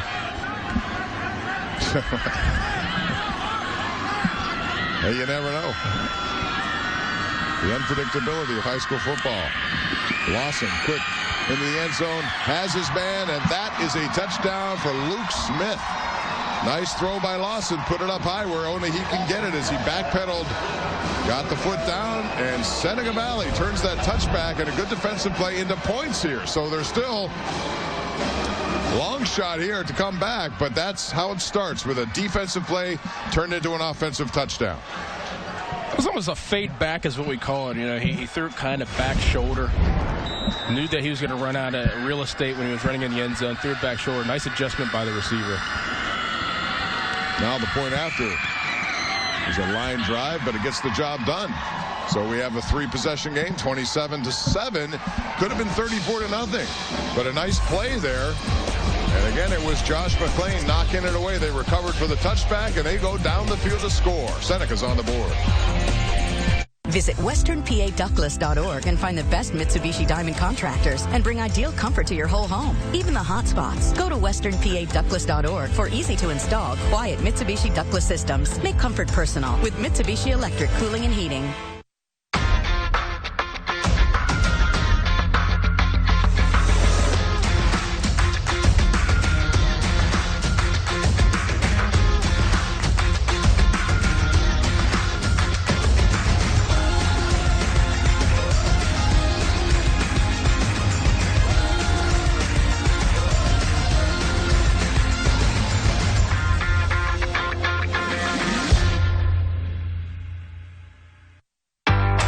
College, a creative, energetic place that's rooted in academic excellence, innovation, and tradition, where motivated students become motivated graduates, where so much is so close. Teal College, that's where. This is affordable housing. As Pittsburgh continues to grow, so does our need for safe, accessible, affordable housing. Top-notch, new, affordable housing is currently being developed in communities like Skyline Terrace and Larmer, East Liberty. We are Pittsburgh's premier provider of quality, affordable housing. Find out more at www.hacp.org or follow us on Twitter at HACP1. Bob Pompiani, Doran Dickerson, Selena Pompiani with you as we continue our 4th and final game of the day. And right now it's all Pine-Richland. Although Seneca Valley, they keep grinding. They had to make a defensive play. They did. A forced fumble in the end zone touchback, and they drive the length of the field, Doran. So, hey, they may run out of time, but they're not giving up, and they need to make something happen now. And is it too early to do an onside kick? Is it too early to try something out of the normal? I'm pulling everything out right here. I mean, 9:09 left in the game, 9:09 left in maybe your season. I'm pulling all the things I have in the arsenal out right here to figure out how to get some points on the board. Seth Winters, outstanding soccer player. He's their kicker, number 29. Let's see what they look to do here. Got the hands team up just in case. And Kasparovich, maybe you want to toss this out. That's our first. Yeah, if I wasn't mistaken, I'm not sure. I think Seth Winters, as a soccer player, was going to play for a state championship. I don't know if their team made it there or not. I did not see a follow-up on that, but he had an opportunity. And I thought, and I may be wrong here, so if someone's out there want to tweet me on this, at KD Pomp, that their state championship might have been earlier today. So I was thinking he's going to pull a Deion Sanders and he's going to fly from one place to the other if that was need to be their kicker. I don't know if that happened or not, but I heard that story earlier in the week and I didn't see it come to a conclusion. So, well, we're on the topic of high school soccer. West Allegheny won their first state championship yesterday in soccer. So congratulations to them. A lot of good soccer teams around here. Of course, the Pittsburgh Riverhounds play over at Highmark Stadium. They had a really good year. They're going to try to build on that for year 2 for Bob Lilly. And they got knocked out. Felt like they could have won that game, the first playoff game that they had at Highmark Stadium, but something to build on for next year. All right, so Kasparovich calls the timeout. They rethink this thing. We'll see what Seneca tries to do here. It's about possessions now with only 9 minutes left. Seneca Valley's got to come up with more of them and quickly. Little razzle-dazzle, and it is an onside kick, and it looks like Seneca has it. Nick Cook, number 6, is he the man on the bottom? Does he have the ball? It looked like it went 10 yards, and Cook has something cooking for Seneca Valley. That was a perfectly executed offensive or onside kick there. Perfectly executed. Great job by the kicker, getting some bounce. You couldn't have drawn it up any better than that. Took the big hop when it needed to be, little razzle-dazzle, misdirection, and Nick Cook came up with it. Perfectly executed. So Gabe Lawson comes back on the field after throwing a touchdown pass in the last possession to Luke Smith. Let's see what they could do here. Again, time is of the essence. Only 9 minutes and 6 seconds left. They're down by 20 points. Lawson now rolling, looking, and throwing out of bounds. Again, not much available in that secondary.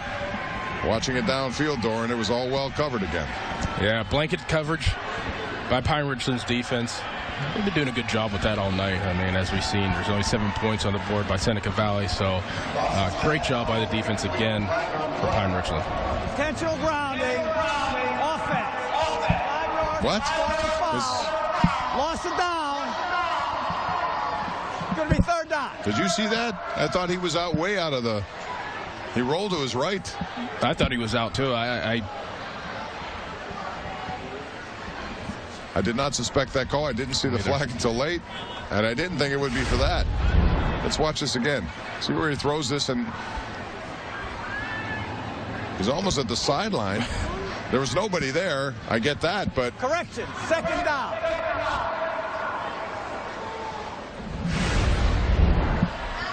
Well, whatever the case, they go backwards, and that's an ill-timed penalty for Gabe Lawson. This time he sets up a little screen pass. Mineweezer gets some of that yardage back over the 45 before he's planted into the ground there by Tyler King. The linebacker came up and finished the play. Mineweezer doesn't like it, but boy, that has to hurt on a chilly night like this one. But he's a good worker, is Mineweezer. Picks up some yardage, but they still have more to go here. It'll be 3rd down and 17 after that penalty. Got his head around at the perfect time. Catch the ball, get upfield, get a little bit of chunk back, get chunk yards back in the series.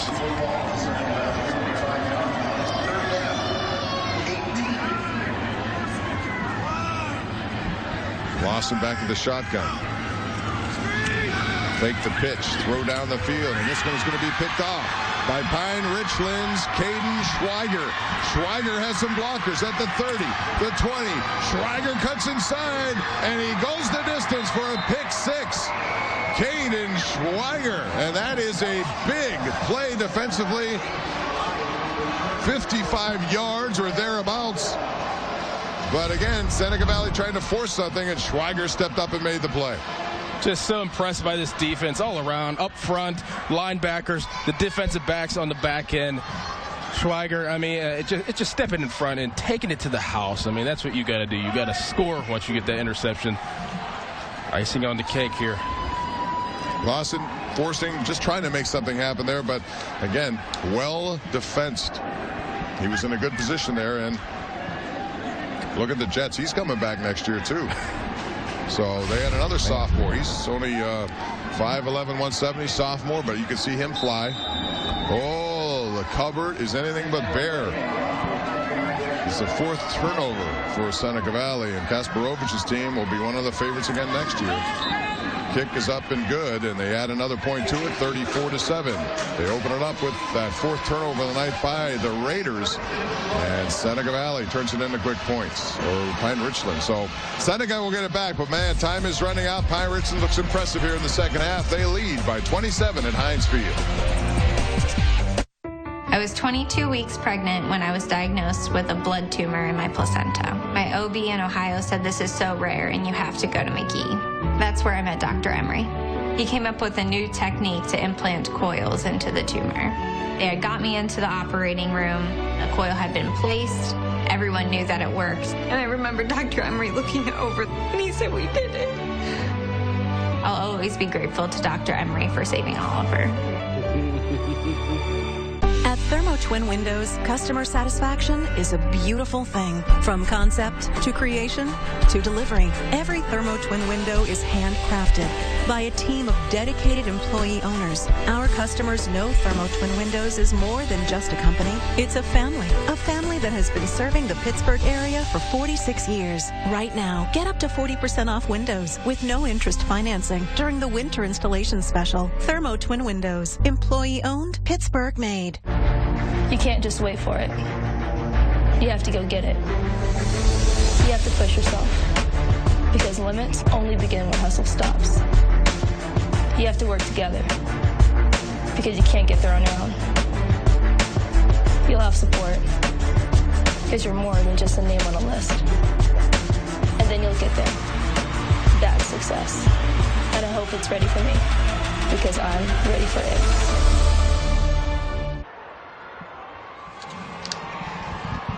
We're back at Heinz Field. Pine-Richland, their band, their cheering section on their feet after a big pick six return by Schweiger to make it 34-7, 55 yards. Made the play, got some blocking, turned the Jets on, and he was gone.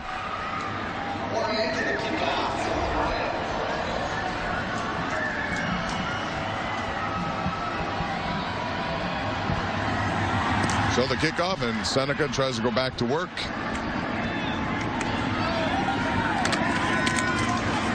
And it's taken there by Luke Smith, trying to find an opening somewhere.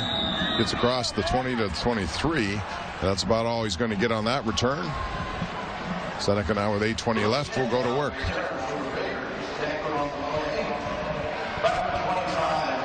Soon we'll be checking out the UPMC game-changing play of this one.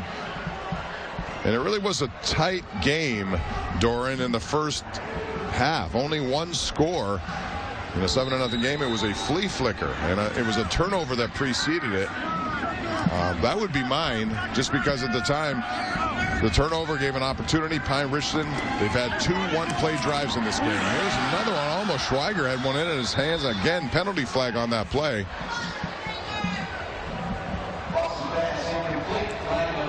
See what this is.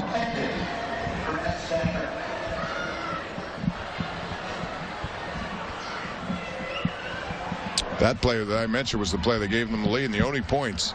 And again, it turned a really tight defensive game into a lead for Pine-Richland. And boy, the second half, they deferred. They got the ball, and they made it. Actually, no, Seneca Valley won the toss. They got the ball in the second half, and they made a statement drive right there.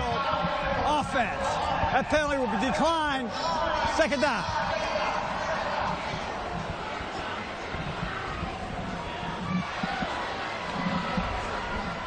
Penalties start to ramp up later in this game now. We didn't have many in the first half. All of a sudden, there have been more in the second half. But Aliquippa, kind of a weird stat there. They had 17 penalties today, and they still won 42-19. Their talent just took advantage of any opportunity that Derry gave them. Good season for all the teams. Just getting to Heinz Field is a special opportunity. And now Lawson trying to wind up. Nowhere to go. He goes back to his left. And Tyler King wraps him up, nowhere to go, swallowed him up for the tackle there. Lawson couldn't do much. Again, we looked down the field. There was nobody open. Look at that closing speed by Tyler King, and that's why I compared him to a guy like Scott McKillop. I mean, watch his closing speed and the sure tackle. I mean, that kid, he's going to be a force whenever he goes to Navy. He's going to be a great football player and have a long career. Yeah, you can see he is built for success, too. Those guys, man, they can really get it done. The combination of Sir Manera and Tyler King, both 220 pounds in that range. And they show a lot of speed, too. They drop back into coverage, just about everything. There's a completion there for a short gain. Miller and Sir Manera combined on that tackle. That's a big high school linebacker, 220 pounds, 6'2", 6'1". And they run. And they can run. It's not that they're... I mean... they can cover some ground. Yes, they can. Both guys I've noticed tonight can drop back, too. And that's what makes it difficult, especially now that they have the lead. Lawson really doesn't have many opportunities down the field, so he has to run around, and then when that happens, plays breakdown. Now, he did make a nice play on the previous drive, but by and large, there hasn't been many open targets. We've seen Sir Manera's ball skills whenever he had the interception. I mean, tipped it to himself, so we know that he can drop and how athletic they are. They're impressive linebacking play. Now, that punt was either shanked or partially blocked. Couldn't tell from this perspective up here, but it is a short kick. And once again, outstanding field position for Pine-Richland. So they take over with 6:32 left, only 6 yards by Lawson. Now it's time for the UPMC game-changing play. And this is the one we'll pick up. It's the flea flicker. And a nice call at the time. It came right after a turnover. One play, game changed at that moment. It's a lead they never lost. Game-changing play brought to you by UPMC Sports Medicine. To learn more, visit upmcsportsmedicine.com. And our thanks to all of our sponsors who jumped on board for the broadcast there. We really do appreciate it. A kind of short notice.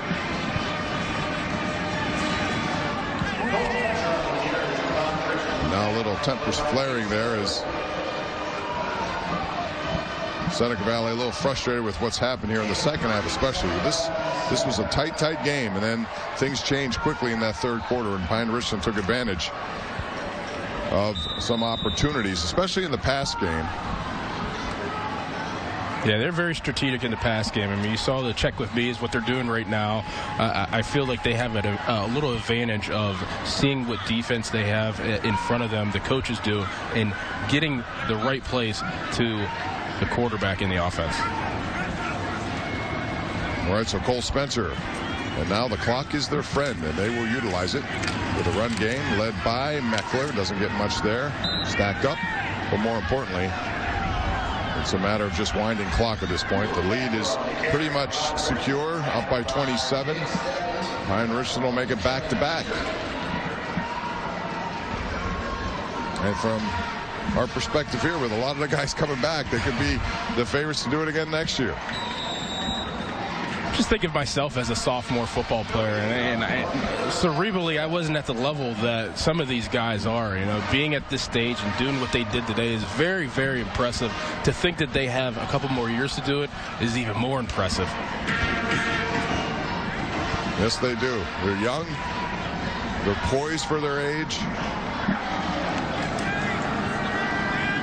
And here's Spencer throwing, and looks like Miller wants some kind of interference, but nothing's called on the play. It goes incomplete. A little surprised they passed there, but trying to move the chains a little bit, but it stops the clock. Another play we were talking about, Pine-Richland was up 14-0. Seneca Valley got a big 49-yard pass play. Remember, went all the way down to the 12, and at that point you're thinking, okay, they may get back in this game, but Pine-Richland then stopped them inside the 10. And then, right after that, Doran, they go the other way, 94 yards. So not only did Seneca Valley not score, they also were scored upon right after that. So that changed everything. Changed everything. That long drive, I mean, it took some time away, too. And just, you know, the methodical long drive of driving all the way down the field and just really imposing your will on the other team, I mean, that's huge. Our thanks to Mark Oxenrider up here in the booth, too. He has been yeoman's duty all day. Albies Bro getting things done up here. We appreciate that, Mark. Good work.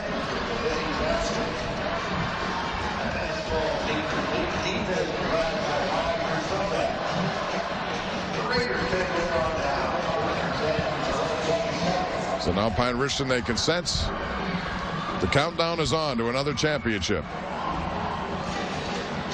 And they have a lot of energy for this time of the night. Bobby, Seneca Valley is going to be upset, and obviously, these are young kids, but it's about getting here, and you got to give them credit and applaud them, these young guys and this team, for even getting to Heinz Field. It's so tough. So many good teams that you played during the year and had to beat in the playoffs. I give them a lot of credit, and I want to congratulate Seneca Valley for being a tough team throughout the whole year. Absolutely, and they came back. They had to go and beat the same teams that beat them, and they did with Central Catholic and North Allegheny, which was a very difficult out. They beat them.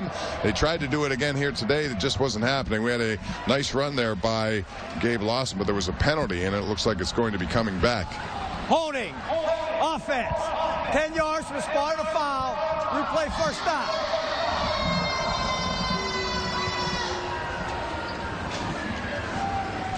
All right, it's time to look at the UPS delivery of the game. So what are we going to deliver up here for the delivery of the game? Doran, what's your guess? How about this one? Oh, I like this one. Right into the hands of Shane Gaffarty.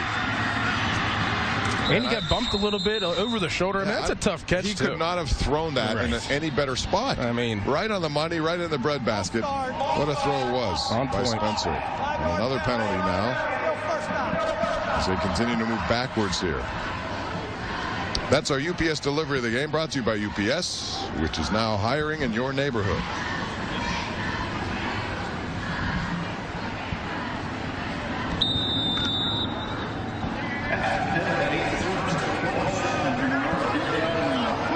Once again, congratulations to all our winners today and all the teams that made it here to Heinz Field.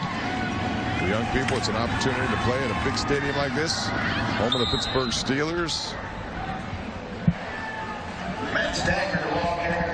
I mentioned it earlier, it's about the memories. And I should say the ACC Coastal Champions. Yeah, there you go. Panthers, right? I like that. Pitt Panthers. Duquesne won today. The Penguins continue to have problems. They lost tonight in Ottawa, which is a surprisingly better team, even after trading Eric Carlson. But the Penguins are struggling right now. They fell behind in that game 5-1, made it closer at the end at 6-4, but don't expect that to happen. Another handoff right there. Number 4, Matt Stanger.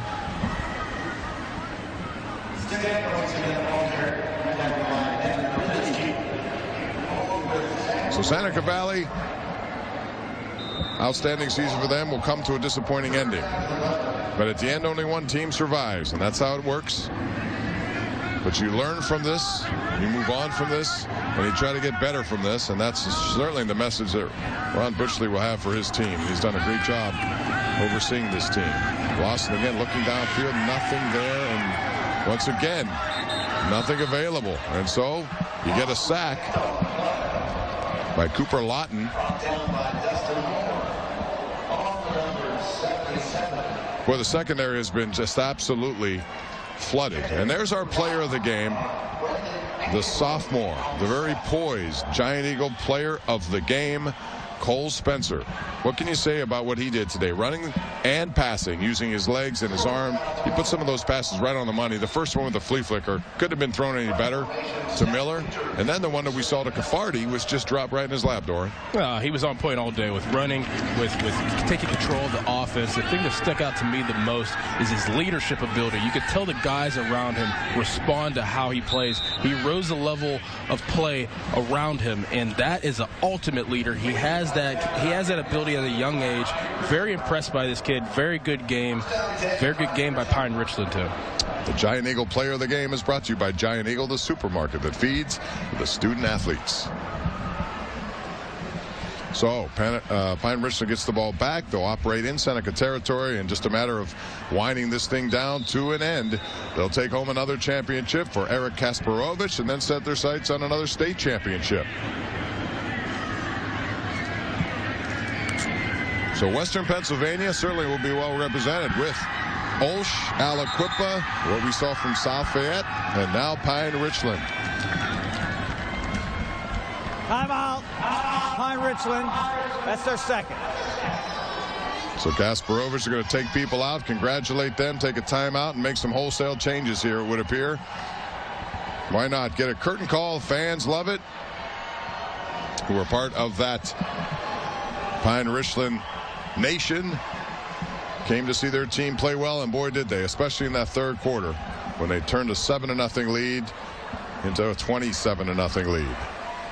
Yeah, they showed how tough of a football team they are, how well coached of a football team they are too. I mean, on both sides of the ball, they were flying around in the right spots. We saw a lot of check with me's. You could tell that the whole offense, the offensive line, the receivers, backs, and quarterback were on the same page. Just a very, very well coached team, very well led team by these young guys too. Impressive win for Pine-Richland today. So they'll try to move on into the States and do it again. They've had a lot of success there, and Kasparovich has done it as a player and as a coach. And hats off to Ron Bushley and his team. Really outstanding season. All the way to the finals. The redemption tour will come up short as they lost to a worthy champion here in Pine-Richland. Boy, a team that didn't make many mistakes at all today, and mistakes were the key to a lot of these games. We saw mistakes by Derry in that game. The Rams gave some opportunities for Our Lady of the Sacred Heart. They took advantage, and champions will make you pay when you make mistakes. And so far in this game, as Connor Kirby comes into the game for Pine-Richland, Seneca Valley turn the ball over. Against good teams, you're going to pay the price almost every time. You are, and penalties too. We saw that in the last game with the penalties with Thomas Jefferson. You can't have penalties. You got to stay in the zone. These games are so important, and I know it's nerve-wracking to look around and know where you're at and what's at stake, but the teams that win stay in the zone and handle their business and play smart football.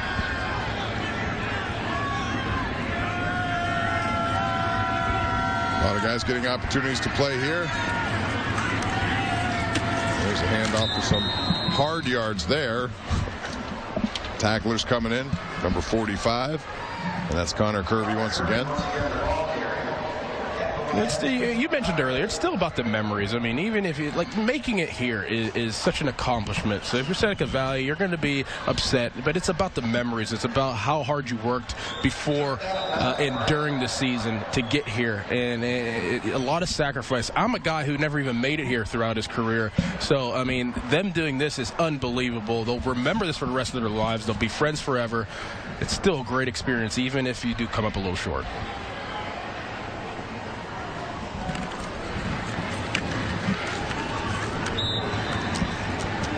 So Mark Oxenrider tells me he is a WPIAL champ. You didn't make it, but Mark did. So it had to be in the 80s, right? Mount Lebanon. Mount Leba. How about that? Congratulations, Mark. Something Albie didn't do. I know that. Bob, where'd you go? Hopewell. Hopewell High School, yes. Nice. And there is the victory celebration. Gatorade bath for Eric Kasparovich. Time continues to tick around on that sideline, and there's our player of the game, Cole Spencer, the outstanding poised sophomore who threw the ball beautifully today and also ran it. Very elusive for sure, and he's got some good support around him, and that is a cold feeling, but one that Kasparovich will take. Late into the night in our fourth and final game here from Heinz Field. Pine-Richland, that's their third and final. So now the celebration continues, and Pine-Richland takes another timeout. Seneca Valley will conclude their season as a runner-up, and there's nothing wrong with that. I know it hurts at this point, Doran, but you got here, and they gave it a really good effort in that first half. Just couldn't get things on track in that third quarter, and that's when Pine-Richland really took control of the game. Yeah, they ran into a good team. It's not like Pine-Richland got lucky or you know, they found their stride this game. They're a very good football team on both sides of the ball, and very, very, very well coached team. So this is a solid loss. I mean, there's no good losses, but if you want to look at it that way, I mean, it's a solid loss. It's a solid team to play against. This will be the final play. Or maybe not. It's going to be down, and Seneca Valley will have to run one more play here. So we're going to change the possession, and 24 seconds remain. Cole Spencer What a performance tonight. We'll have his final stats coming up, but he made plays. And you can see the young man is very happy celebrating a championship. Not many sophomores win at this level, at this game. Not many sophomore quarterbacks do it as well as he did. Impressive kid right there. Look at him. He's got a little swag to him. He's got that little haircut going on. I mean, good-looking kid. He's excited. He can't wait. I mean, this is great. It's a great feeling to win a championship here at Heinz Field. So Seneca Valley will end their season with a record of 9-4, with 2 wins in the playoffs and then a loss here to Pine-Richland. It's still an outstanding season, as we've said, and Pine-Richland will go on. They'll move to 10-2. They lost to North Allegheny earlier in the season. Of course, that IMG Academy game at the beginning, but that's been it. They've been outstanding the rest of the way, and they won here today and earned it, especially in that third quarter. Eric Kasparovich, congratulations to the Pine-Richland Rams. You're 6A champions as they win 34-7, your final score. And now the very nice sportsmanship going on between the two teams. Head coaches come together. Congrats to Ron Butchley and his team for a tremendous showing throughout the season. So our 4 champions have now been crowned, and we'll be back to hear from Eric Kasparovich and the victorious Rams right after this. Looking for the biggest selection in workstations? Tri-State's got it. Wood and laminate office furniture? Tri-State's got it. Quality name brand seating? Tri-State's got it. Office furniture designed and delivered to your door? Tri-State can do it all. From our experienced in-house delivery and installation crew to our sales and design team, it's all under one roof. Planning on renovating your new or your existing office space? Tri-State's got it. Visit one of our convenient showrooms or go to tristateofficefurniture.com. The holidays make me look forward to Chick-fil-A, honestly. Every year we have an ugly sweater party. I like the manatee. That one's cute. I love this. We cater it with Chick-fil-A. The crowd pleaser. Scott's always so helpful. All the food's coming out as quickly as we can. Since she usually has a small child with her, we want to make sure we help them to their car. It takes the stress out of the holidays. We're going to help no matter what. Scott, here's a present. My own ugly sweater. Dino! You win the prize, yeah. Nice. You win the prize. Many homeowners dread the idea of getting proposals for home improvement projects, but not when it's with Pella of Pittsburgh. Finding the right solution is what we do. After demonstrating the product and installation method that fits your home and budget, you'll receive a printed proposal. I'm so happy. From concept, measuring, ordering, scheduling, I can't wait for my new windows. Windows made easy. $125 off windows and 18 months, no interest, no payments. 855-77-PELLA. Happy holidays. PellaPittsburgh.com. A college basketball tradition continues Friday, November 30th, when the Pitt Panthers take on the Duquesne Dukes at PPG Paints Arena in the City Game, presented by GNC. Local bragging rights are on the line in this annual College Hoops Showdown. Tip-off is 7 o'clock p.m. Get your tickets at the box office through Ticketmaster or charge by phone at 1-800-745-3000. It's Pitt versus Duquesne in the City Game, presented by GNC. November 30th at PPG Paints Arena. Tickets are on sale now. Peoples is dedicated to developing innovative energy solutions with local companies and communities. The result? A positive environmental impact while supporting new technologies in the region. Whether it's collaborating with Chatham, Duquesne, Indiana University of Pennsylvania, or Giant Eagle's commercial fleet, natural gas-powered campuses and companies are protecting the environment by doing more with less. Protecting the environment through innovation for future generations. One more way Peoples is making your life better. All right, welcome back to Heinz Field. The victory celebration going on for Pine-Richland. They get their trophy as they win 34-7. And there they are with the team picture. We congratulate Our Lady of the Sacred Heart, Aliquippa, South Fayette, and now Pine-Richland, our 4 champions. We have 2 more coming up next Friday and Saturday. Friday night at Norwin High School, Saturday at Robert Morris University, the 2A, the 5A championship. But I'll tell you, you had to be impressed with the young Cole Spencer, quarterback, their entire team. Almost mistake-free, good coaching at the right time. to come up with big plays after turnovers. And, Doran, that's what it takes to win a championship, and we saw that on display by Pine-Richland. Yeah, that's what it takes, and on both sides of the ball. I mean, they had all their playmakers make the plays they needed to today. Cole Spencer, young guy, very impressed by him. Made all the right throws, all the right runs. Very good, impressive win by Pine-Richland. A big third quarter, and we saw that in the previous game as well by South Fayette. They turned things around. They were down 21-10 to Thomas Jefferson. Turn it around. It was a big third quarter in this game as well as Pine-Richland pulled away from Seneca Valley. Nice flea flicker to start this game and got things rolling. And then the pass right here on the 29-yard connection to Miller. The rest was all Cole Spencer. He was our player of the game. Our congratulations to Eric Kasparovich and their team for a big, impressive win, 34-7. Doran, thanks. Good to have you up here in the booth. Look forward to it. Our thanks to our talented crew, Bill, Mike down there, Caitlin, Gary, the entire team up here. We thank you. We'll see you again on Friday.